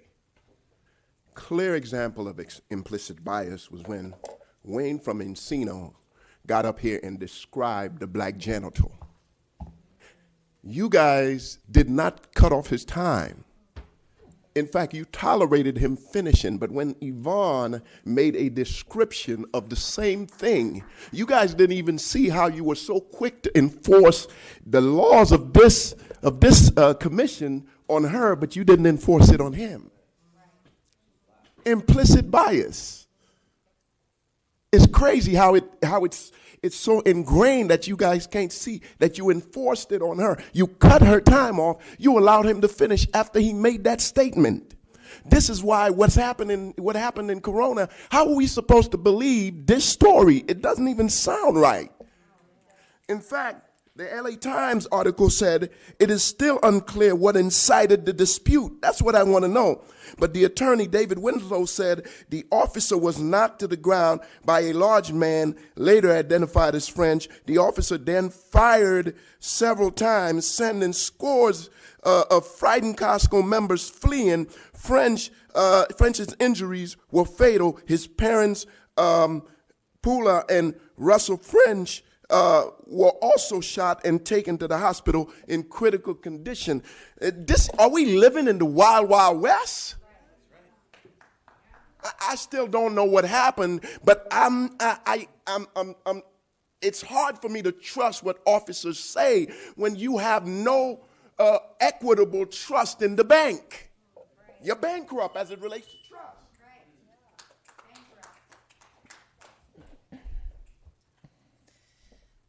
I'm aware that some of you have children.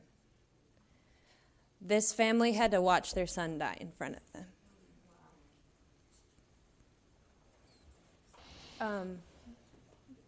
Please picture what that's like. Please. Because you make money off of doing this. You make a living off of explaining these situations to the public and then making policy decisions about that. That's horrifying. The entire carceral system in the United States is premised on industries that make money off of making guns that end up in a Costco and shooting up a whole family. They're industries that make money off of making prison beds, uniforms for prisoners, handcuffs. These are multi-billion-dollar corporations that you are helping sustain at the expense of families who are trying to buy large boxes of popsicles on the weekend. And I really don't understand how that's like not objectively a moral reality of your job for you as something that you have to wrestle with and then stand before us and deny that you don't experience some degree of shame for bringing home a paycheck for this. What do you feel like you're accomplishing here? Really, honestly, what do you feel like you're accomplishing when people continue to die at the same rate that they have been historically dying? In the same ways. arbitrary violence in contexts where de-escalation never ever involves a gun. What is a gun for? It's for murder. Yet every police officer in this room has a gun on their hip. That is not a tool of de-escalation, never has, and you're not going to convince anyone in this room about that. Anyone, because you're just putting money in the pockets of people who are making these weapons, and people are dying as a result.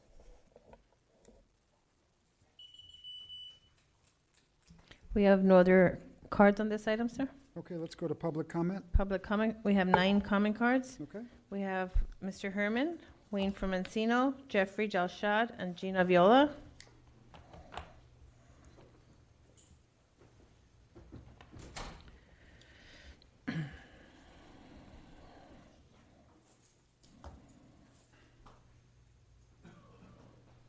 So let's go on with the Costco story.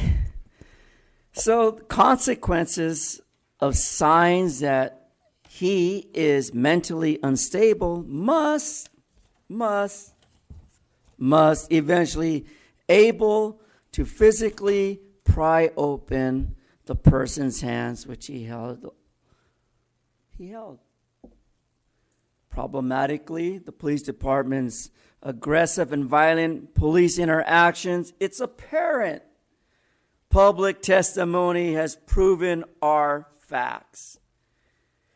That aggressive policing interaction is a result to failure to obey, disorderly conduct, and as the Reverend pointed out, what did Michelle do?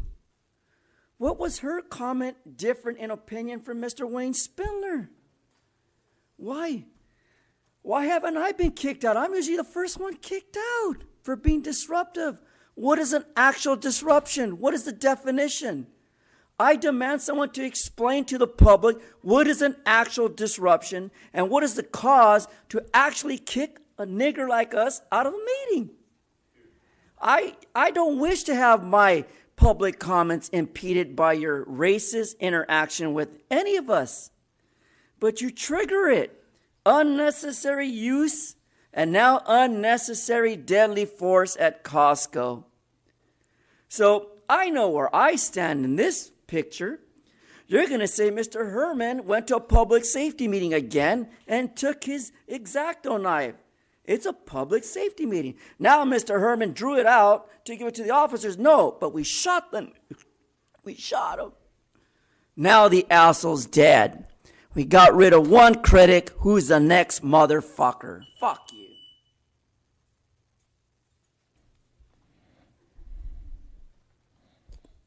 Well, I think you better drop what you're doing and call the LA Times. You got a fire emergency.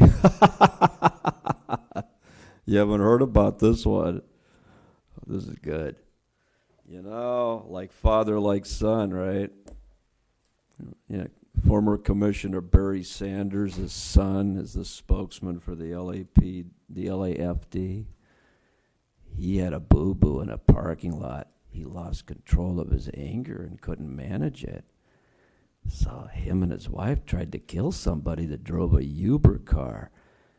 And he used a car with a siren and got all fucking violent. Well, you know, Barry Sanders, his father, you paid $255,000 out for something he did to a black man.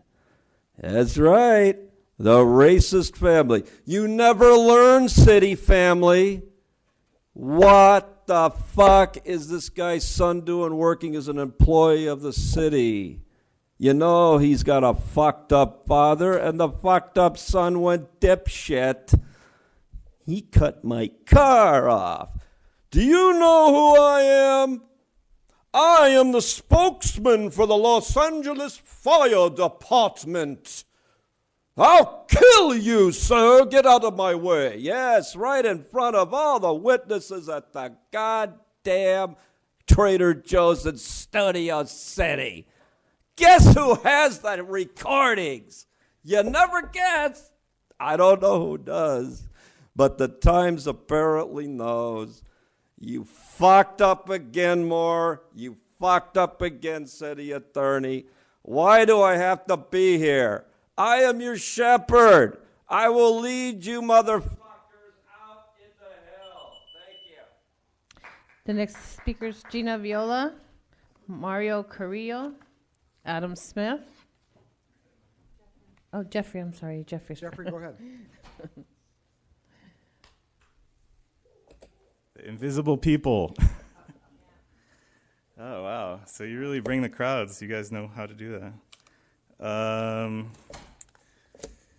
Yeah, so I had a friend, I guess, a high school, Santa Monica High School, as I've mentioned previously. I think he transferred to SMPD, Santa Monica. This was probably the last time I was in like a equitable social party, like with a police officer. He was at LAPD, I believe. We were at a party in the Valley, like kind of a chill kickback pool party type of thing. That's probably not your lingo with your little acronyms and stuff, but you'll figure it out. Urban Dictionary. He was, so we were talking, he was like, oh yeah, come do a ride along, whatever, southwest, southeast, something. And he showed me his gun. He had his gun on him. There was no, it was a mini Glock, and we were talking about the mini Glock, and I was like, oh, that's cool. So like, I'm like, oh, there's a gun, and we're out drinking and whatever. This is a little bit whatever, but I'm like, oh yeah, so you got a safety or whatever. He's like, no, there's no safety. It's just, it's a special little mini Glock, whatever. Anyway, Santa Monica PD, they have a good record. I'm sure he's happy over there. But yeah, I mean maybe like I guess what I was thinking to say is maybe like you should maybe emphasize more that people that are on duty in uniform should be the ones enforcing the laws. I've generally had that feeling when I see someone who's like in a t-shirt and jeans just run over and like headlock someone and be like, oh, it's okay, I'm a cop. That's not really. Maybe you should kind of go through the procedures, the duty officer, watch commander, those kind of things. That makes me feel better, personally. 2 minutes, not that much. I'll just let it go.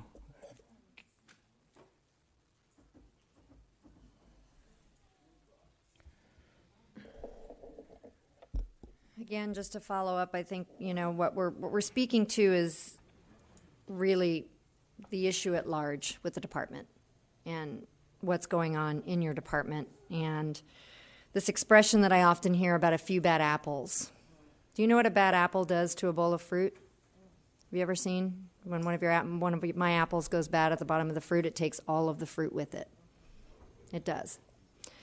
So stop using that expression because it's not helping your cause. You speak to gang violence every week in your report.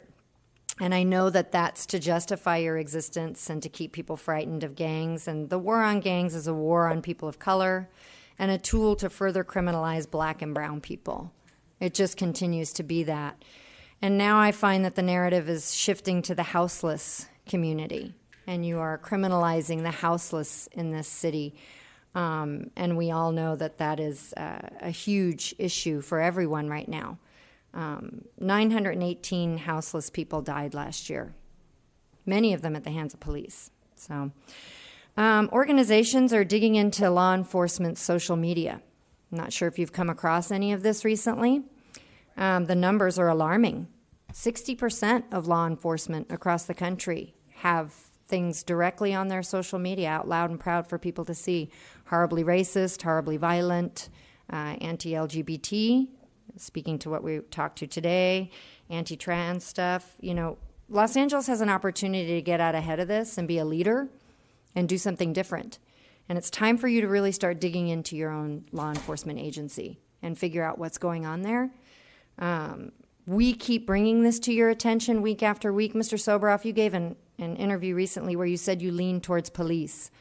And I don't see how you can exist as oversight when you openly lean towards police. I just don't. Mario Carrillo, Adam Smith, and Lucas Martin.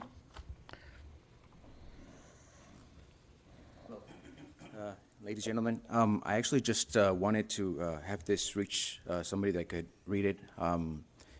I went through a lot of chain of events, illegal chain of events that happened to me. A lot of local police officers were involved. I come from Mexico. people over there, we don't really get to this point to tell somebody that actually can listen to us. So I appreciate it. I think a panel of peers is the greatest.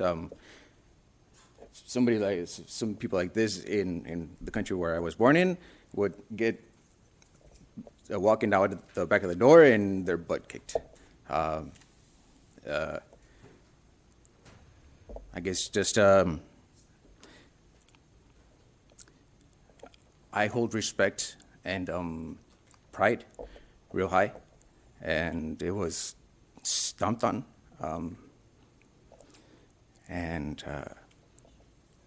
Yeah, I just wish somebody can read that. Thank you. Is it to all of us?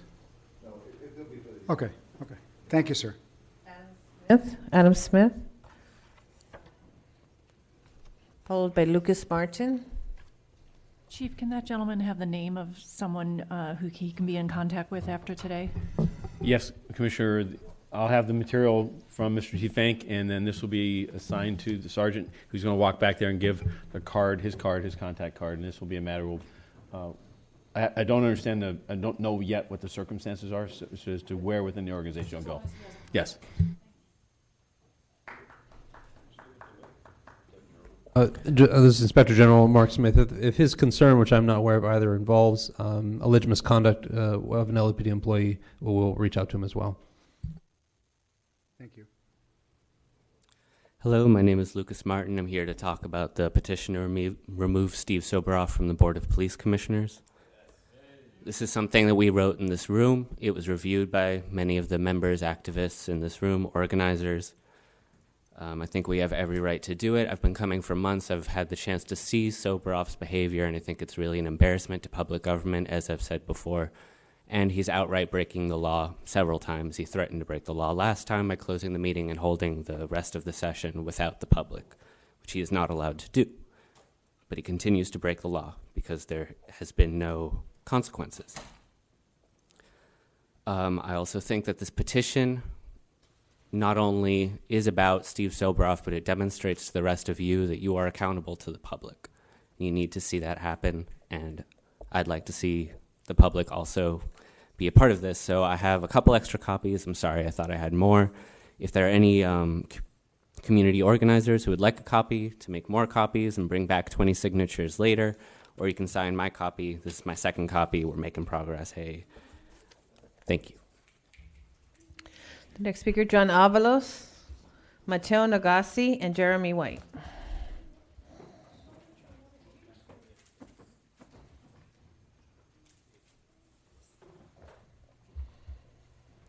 Hi, everybody. It's really strange after coming here 3 years because Waukesha Wilson died at the jail, and we never found out about those 20 minutes of video that was the most important footage. We never found out. It's really weird to come into this meeting, and it's still not a oversight of civilians. I come and it's a beautiful police department meeting, and you have the gay community coming to.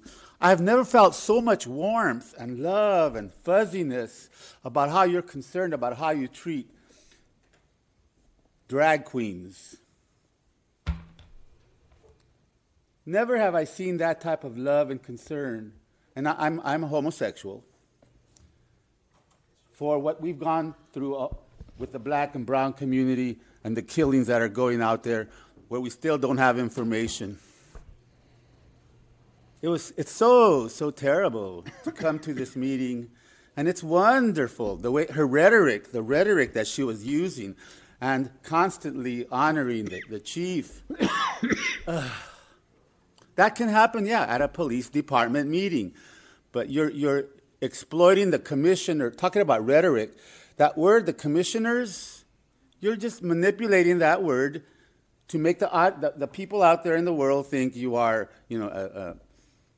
advisory civilian. No, you are commissioners, highly paid to run the department. That's what you are. And those who are not highly paid are here for political reasons. You want to run for city council or something later on. So that's very demoralizing. As an American of 5 generations, my uncle died in World War II, my brothers fought in Vietnam. Very demoralizing. The sheriffs don't have body cams, by the way. Did you know that? The sheriff.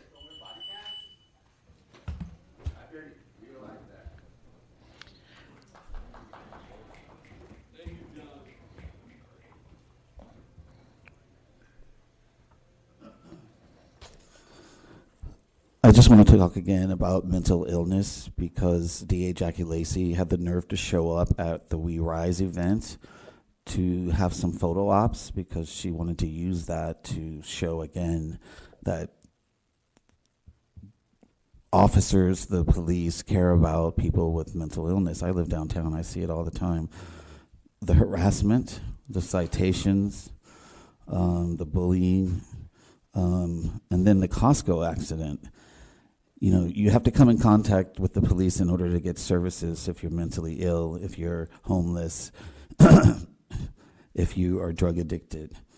These services that are offered, yet you still are out there murdering people with mental health issues. Like, who are you hiring? I mean, these people are coming from the military probably with PTSD. You're hiring people who are outwardly racist, who have PTSD, who have their finger on the trigger. Everywhere I go and I see an officer, they're always with their hand on their gun, just ready to shoot. I wanted to, I guess, leave you with, I think a reckoning is coming when people are starting to push back on law enforcement, as they did with the chokehold of the teenage girl when the people around them bum rushed the officer to get them off her. And in Memphis last week, when the 36 officers were injured and their vehicles were destroyed in Memphis because another unarmed black man was killed. Child. I think it's a reckoning that's coming because people are sick and tired of being bullied and pushed around by cops. So, Jeremy White.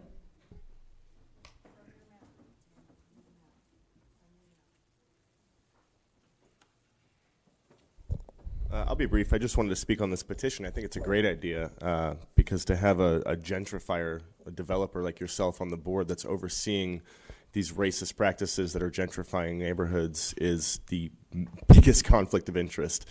And you know, you're a piece of shit. I don't know how any of you can sleep with yourselves over this. Like, how do you allow him to do this?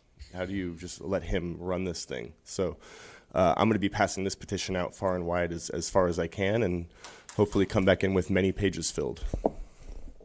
Sir, we received one late card. Okay, go ahead. Sheila Richardson.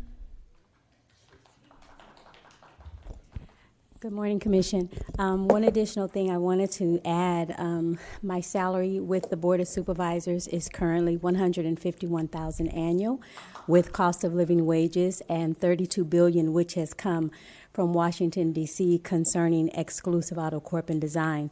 Secondly, I am the custodial awarded suitable parent for a dissolution of marriage since 1985. And there are no other marriages and has not been any. And with my contributions to the state of California, to the United States as a whole, I will not tolerate stalking, following, impersonating my identity, purse snatchers, purse thieves, ex-in-laws, individuals that are defrauding accountability. In your situation that the Menendez brothers, the arrest with Bill Cosby, I am familiar with Lee Baca. I worked in management services.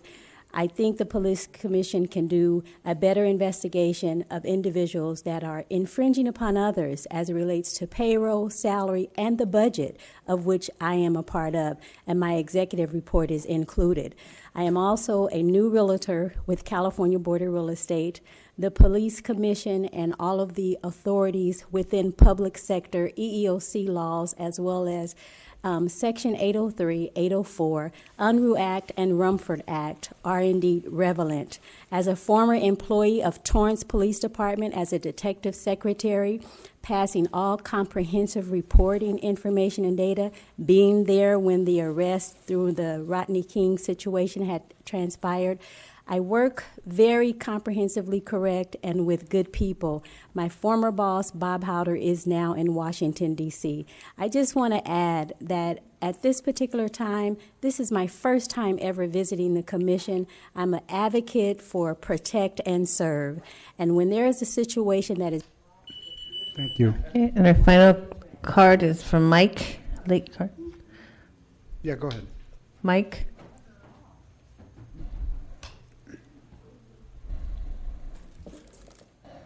Time to go? Okay. Yes, sir.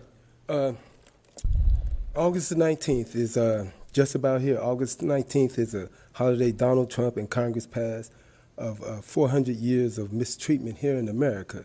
So I'm asking y'all if y'all could give us some sort of type of pay for all our inventions, the car, the train, the plane, the cell phone, the computer, the TV, and redemption, and let us go. You know, because of all this mistreatment from you policemen, and we can't get no jobs, we are discriminated against, we all on Skid Row. All this mistreatment, we want to be let go from this so we can start a new kingdom and have righteous government where people can be treated right. You know, this is getting to be very ridiculous, even though Kamala Harris says she would give reparation, and Mary Ann Williamson, she said she would give reparation too. So we deserve something because we couldn't patent the car back in the 1800s and all the lynchings and the stuff you done to us.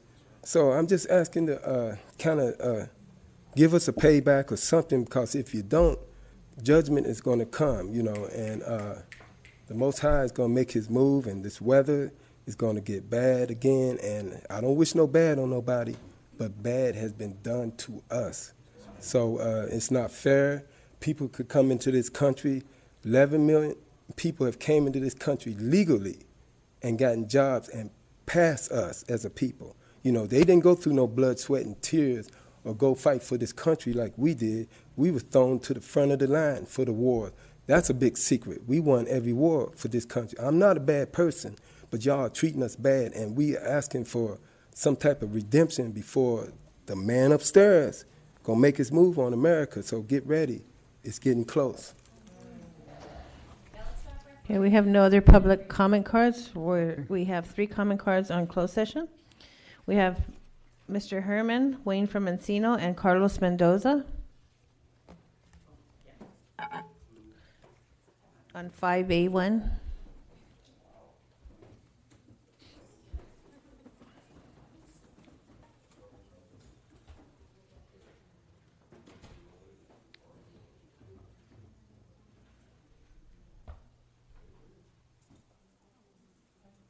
Well, this is a milestone, history in the making. I made it through one entire meeting after 8 months of being tossed out, ejected, and removed because I didn't follow decorum rules.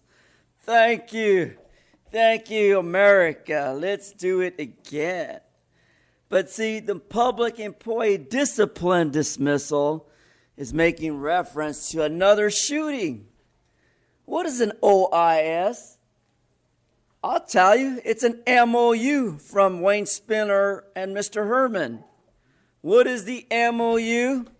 It's to follow the ADA 42 U.S.C. 12131/12134 for the record.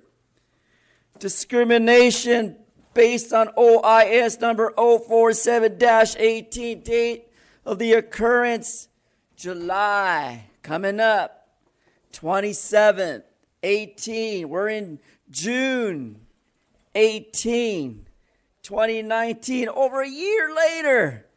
And we're talking about the involved party, Mr. Mendoza and his family. What the fuck's wrong here? I thought we had a way of de-escalating people's harm. Apparently we do not. 2 police officers, 2 involved in a code section 54957, which I understand as the Brown Act. See, usually Bain Act 52.1 protects my right from intimidation, harassment, and worst of all, a threat. But today, as you see, it's a historical moment. I become a god and made it through the day. 42 U.S.C. 1983, fuck the police.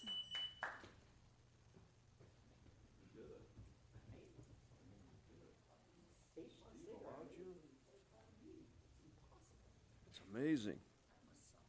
And we got Steve Soboroff to thank for letting Armando stay without choking his dog for the first time in a month. Thank you. So 2 police officer twos, officer-involved shooting. We don't know anything from this agenda. Did it happen in another Costco? I don't know. Where did it happen? And what's his first or her first name? Can you at least give us that?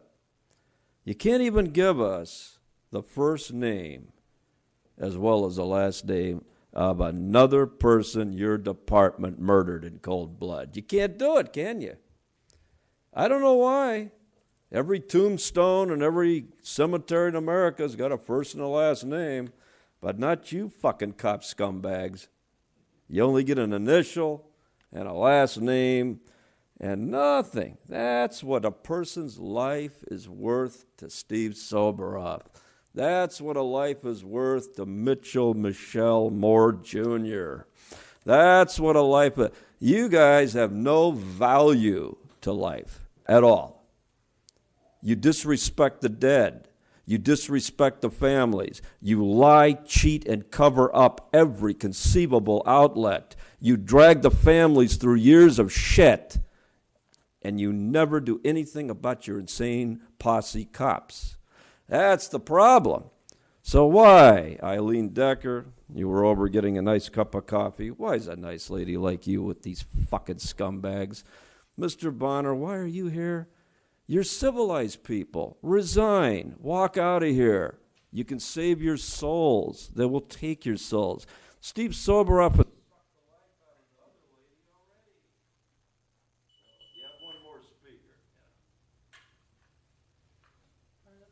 Carlos Mendoza. Good morning. Good morning, sir. Richard Mendoza. That's the guy's name. Okay. Say his name. Richard Mendoza. Richard Mendoza. He's my little brother, and he told me that he was being intimidated. Hold on for a second. And he was being harassed by the cops, specifically a female officer from the Mission Police Department. And we grew up differently. His lifestyle, my lifestyle, but the police knew that he was on parole or probation, and that he was a criminal who had been in trouble for guns and just different lives we had, you know. And, you know, on the video it shows that they pulled open his door. She walked up to him. She knew who he was. She knew he had mental issues. And they still walked right up to him. She knew who he was. She called him out by name and yanked the door open on him. And to me, he felt cornered. And just, you know, I'm somebody who, I follow the law and protocol. And I just felt like that wasn't protocol. Then they, you know, he got out and yeah, he shot at them. But I felt like he felt trapped. She yanked the door. Why? I wouldn't approach a violent criminal like that. I would never. From back here, pull out the cord like you would somebody that you knew had a gun. Approach him from back here. Now don't walk up and do that. He's a violent criminal, unstable. And they, you know, they killed him. So just fix that protocol. And that's it. We have no other comment cards. The Board of Police Commissioners will now recess into closed session to discuss item number 5A1 according to Government Code 54957.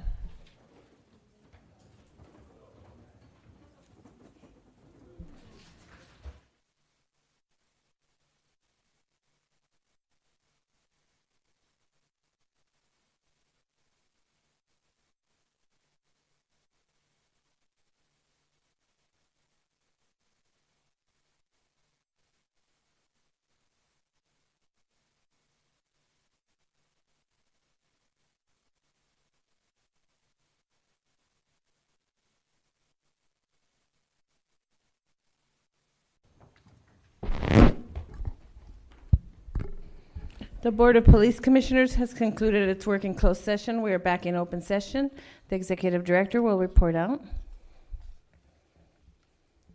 Relative to item 5A1 OIS 047-18, the Board of Police Commissioners has adjudicated that case, accepting the Chief of Police recommendations unanimously by a vote of 4 yes and 0 no. Those recommendations are tactical debrief to Police Officer 2, drawing and exhibiting in policy 2 Police Officer 2, lethal use of force 1 Police Officer 2 in policy.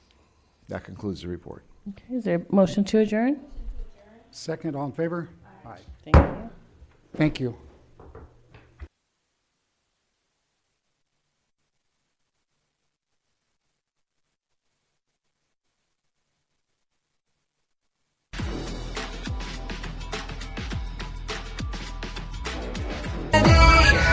You made my day.